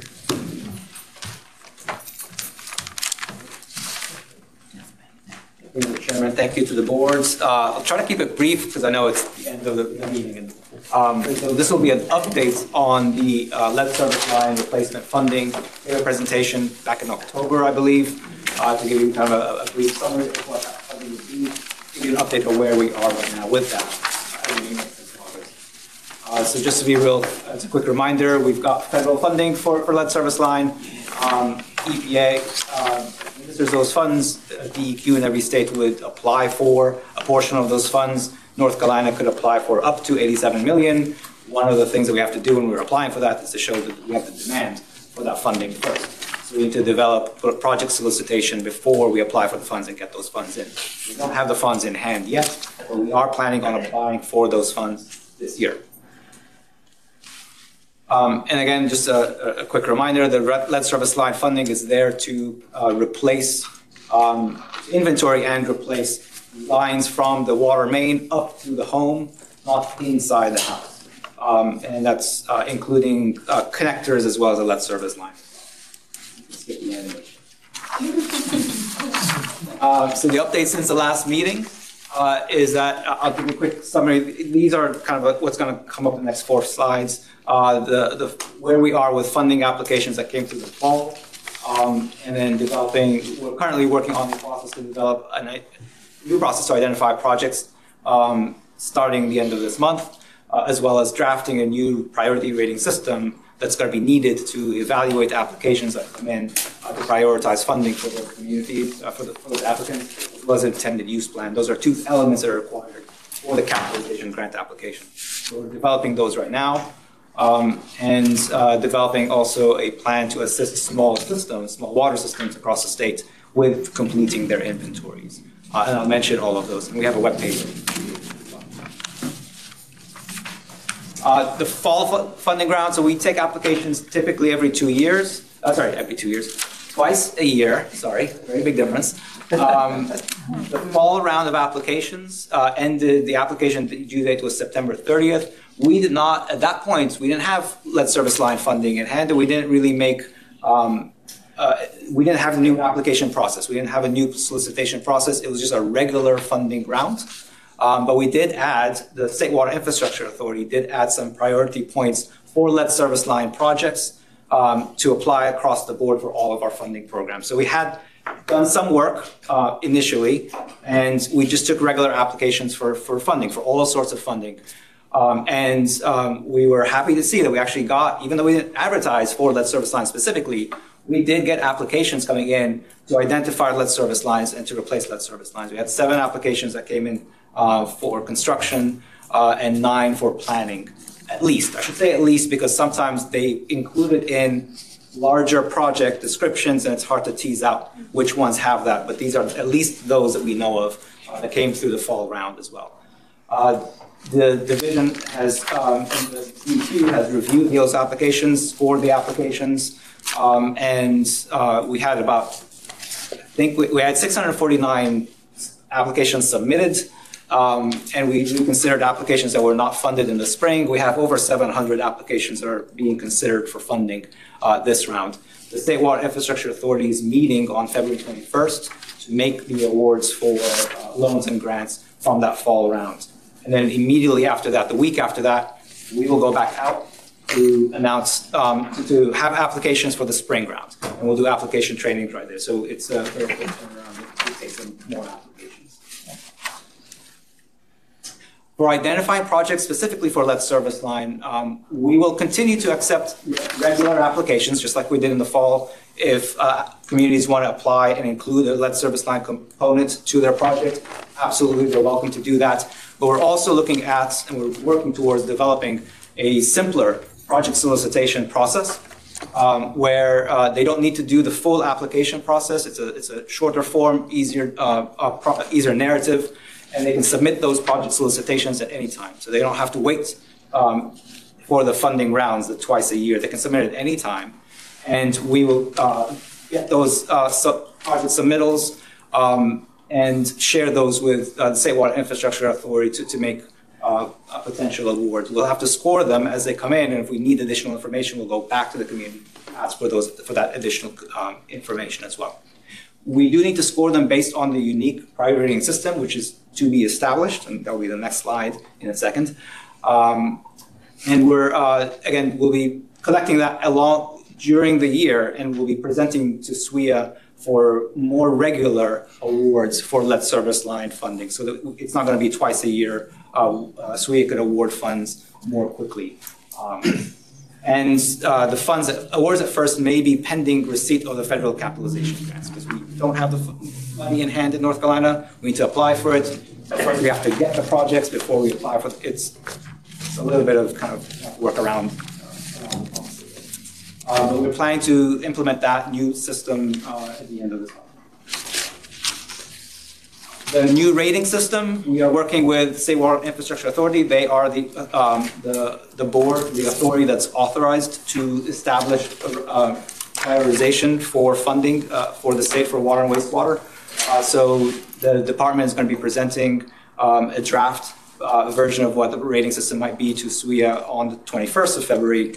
And have discussions with the authority. And we do need to we will, and we want to, take the rating system out to public review as well. But first, we go through SWIA. They approve a draft version to go to public review. We get public comments, take it back to SWIA, and make it get it as needed.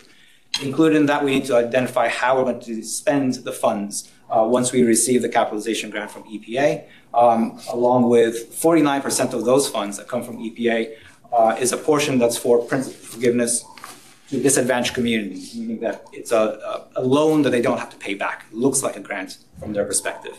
51% is a loan that will be provided to the community. So we're drafting those. We actually have a draft that we're working through right now and sharing all that with SWIA, and we'll be going to public review soon. As a quick sneak peek on the rating system, we're going to try to keep it as simple as possible. Right now, what we're looking for is just prioritization for 3 types of projects. Projects to inventory or identify areas where there are service lines of unknown materials. So to go and find out whether they actually do have lead service lines or components of lead service lines. So that's prioritization for that. Higher prioritization for finding and replacing. So not just to go out and inventory, but if you're going to inventory and as you find them, replace them. Get additional prioritization for those. And then replacing known lead service lines. So if any communities out there have already identified lead service lines, they get the highest priority. And then prioritization for the disadvantaged communities and disadvantaged areas. Similar definition, similar process, and we've presented on those previously as well. We added the disadvantaged areas to that definition of disadvantaged communities, apply the same definition potentially. Again, all this is pending discussions with SWIA, and I'd be interested to hear your thoughts on this. To use the same definitions, and then that would score those applications higher, as well as make those applicants more eligible for a higher percentage of principal forgiveness. And also we're working with our Division of Water Resources, Public Water Supply Section. They are the regulatory portion of the ones that are looking to ensure that the lead and copper revised rules are implemented across the state. Every water system in North Carolina has to follow that lead and copper revised rule, which means that every one of them needs to be inventorying lead service lines. We know that'll be a challenge for small systems, so we're looking to divert some resources to directly help small systems with inventorying for lead service lines to meet the LCRR requirements, as well as identify potential projects where they may want to apply for funding to replace any known or identified lead service lines. We're also going to be working on developing communication and outreach primarily to talk about the funding from our side, but we're also wanting to look at ways that we can communicate a little more with communities as well. And that's something that is something that we want to be developing. And as I mentioned, we have application trainings the week after SWEA, so February 28th through March 9th. We have 5 trainings across the state, one of which is going to be recorded in hybrids. So any potential applicants can watch the recording on how to apply for our funding programs. That's a standard practice that we do for all of our applications every funding rounds. I think that might be my last slide. Yeah, and we have a web page that was created where we continue to add some more information in there. And Mr. Chairman, if I can just borrow maybe 1 more minute, I'll give you a quick summary. Cost your money, but yeah, go ahead. The Water and Equity Summit. I mentioned this summit before in the past, and I think some of you actually attended that summit, so I just figured maybe a quick summary of that. So on January 12th, there was a summit that the Research Triangle Environmental Health Collaborative put together in conjunction with DEQ in the Research Triangle Park. The focus of that was water infrastructure and equity. It brought together about 200 people, about 100 people, I think, in person and 100 people remote. I think those are the numbers that I heard. And it was a day-long discussion among local government units, state agencies, funding agencies, and community members about the needs for water infrastructure in disadvantaged areas, underserved areas. How can funding be made available to them? So it was a lot of discussion. The majority of that summit was breakout sessions for people to talk with one another and to generate ideas. There were a lot of great ideas that were generated. There was a lot of great discussion, a lot of notes.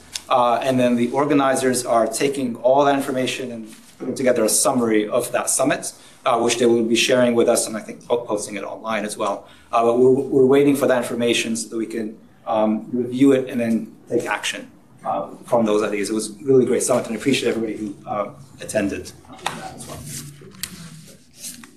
Thank you so much. May I ask the board if you have questions for Mr. Anscock that you would email him? You got his email. Thank you for your time today and the update. In the interest of time, because we have a public comment coming up, we have the last item on the agenda, follow-up discussion. There are 2 items that I'm going to mention that we have been working very, very hard on the issue of cumulative impact. And one of the things that we want to propose, we think the Wood Pellet special session that we had was very, very effective in getting a broad base of intelligence from experts and community leaders. We want to propose a special session on cumulative impact.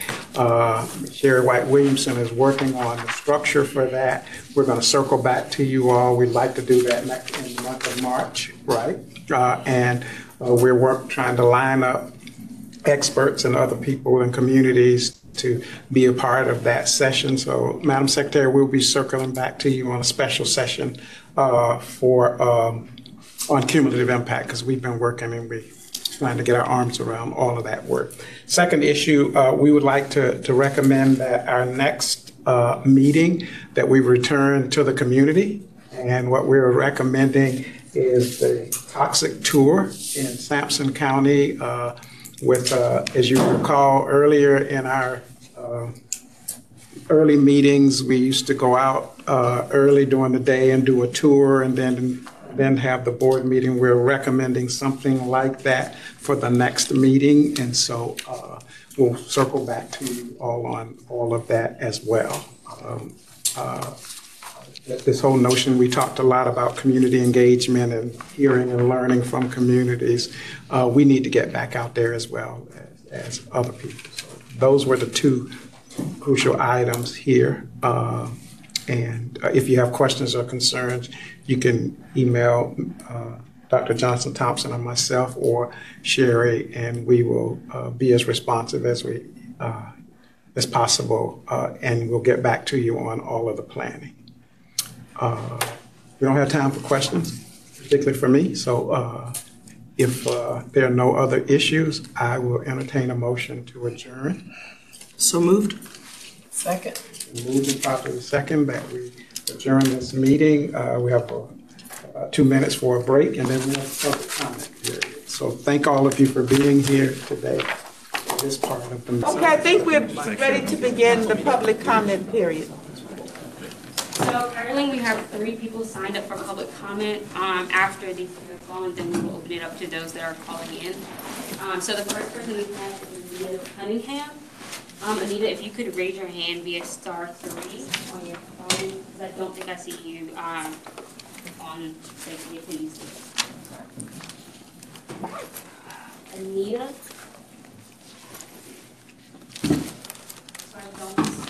So Liv Hutchby. You ready? Apologize again, yeah.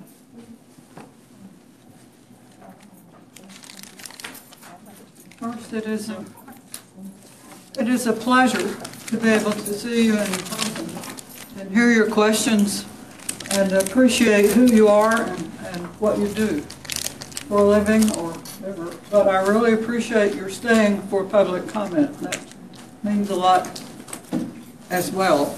I'm a member of Women's International League for Peace and Freedom in the Triangle, and I have been to this meeting quite often and hope that I will be able to do that in the future. I am an activist and therefore am very concerned about economic development in the way it was presented today. Because from my personal perspective, I am more interested in land use and water protection and air protection and looking at that as the focus of where to put industry and not to put industry where people are already suffering. So for those of you, how many, well, I shouldn't ask that out loud, should I? Have you read Westlands? And you've heard of it. Have you read it? If not, I suggest that it be recommended reading, required reading, actually. And so what it says here in the very beginning, the once idyllic coastal plain of North Carolina is home to a close-knit rural community that for more than a generation has battled the polluting practices of large-scale farming taking place in its own backyard. After years of frustration and futility, an impassioned cadre of local residents, led by a team of intrepid and dedicated lawyers, filed a lawsuit against one of the world's most powerful companies, and miraculously, they won. So I want you to read it, and I would like you to have the book if you do not have it already. Do you have it? I generally don't accept gifts, but I will. Okay. I appreciate it. All right, well, let me finish because I have just a second or 7 seconds. So one of the main things that happens in my background is this anti-fracking stuff, all right? That's part of the governor's plan. He doesn't want fracking in North Carolina. Well, one method of oil and gas extraction is fracking. It uses between 1.5 million to around 16 million gallons of water per well. Per well. Okay, Sharon Harris uses over 2,000 gallons of water per minute to keep the lights on. So this is where activists and economic development and EJ network come together, and we're all connected, and we must work together to form community and not be in hostile conflict over things that are not as important as we once thought before we knew about climate change and how poisoned we are already being from PFAS. So, my time has run out already. Thank you. Thank you. One of the reasons I'm dressed in black today is because of the mourning of the death of the forest protector in Atlanta. People who are behaving as activists are now being put in prison as felons. It is just not right, and we need to support all our peace makers. Thank you. That's right. Thank you. Our next person is Kathy Buckley. She'll be joining us online.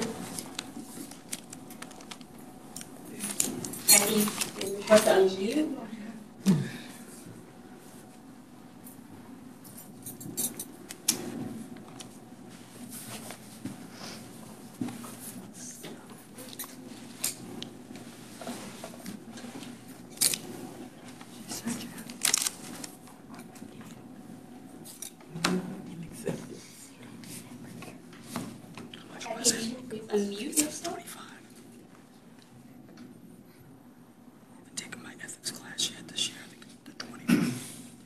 not worth it.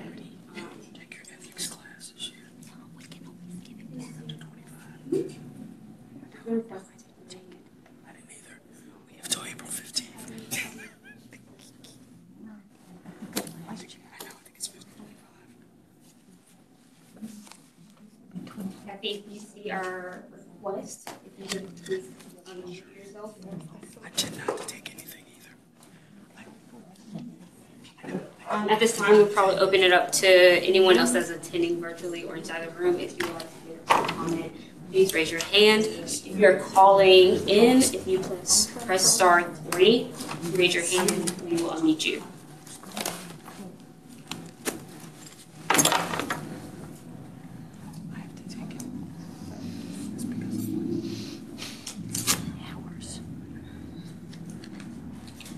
See anyone raising their hand? Oh wait, we have one call-in user. You've been unmuted. 781-737. Press star 6. Hello? Hi. Hi, can you hear me? Yes. Thank you. This is Kathy Buckley with the North Carolina Alliance to Protect Our People and the Places We Live. First of all, thanks, board members, for your comprehensive, critical questions today. I'll make 3 brief points. First, a comment regarding the recent letters regarding the Enviva facility. The committee sent a letter to the secretary on November 22nd noting several concerns. An example was noise. The secretary then went to the company for a response, which was, there are no noise complaints, which the secretary then reiterated to the committee. What if instead DEQ looked into the issue independently through staff or by hiring local folks to get decibel measurements to really become proactive about concerns that have been raised because they are genuine concerns, not to take the word of the company, but to represent the community. Second, it is great that EJ issues are being included throughout the planning process as mentioned today, rather than as an add-on in the beginning or at the end. But that will not matter if environmental justice issues do not affect the ultimate decisions. Whether they're put at the beginning or the end really isn't going to matter. And third, the economic development discussion highlighted the EJ issue very well. Namely, environmental justice issues are not part of the economic development mindset. Cumulative and disproportionate impacts have no impact whatsoever in the permitting process. Thank you very much.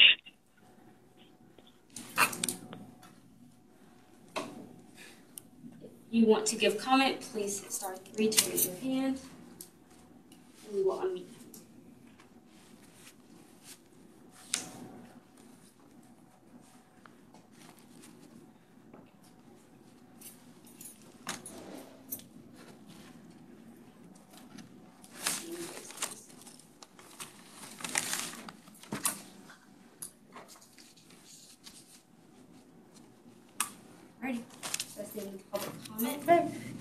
Thank you very much, India. And thank you.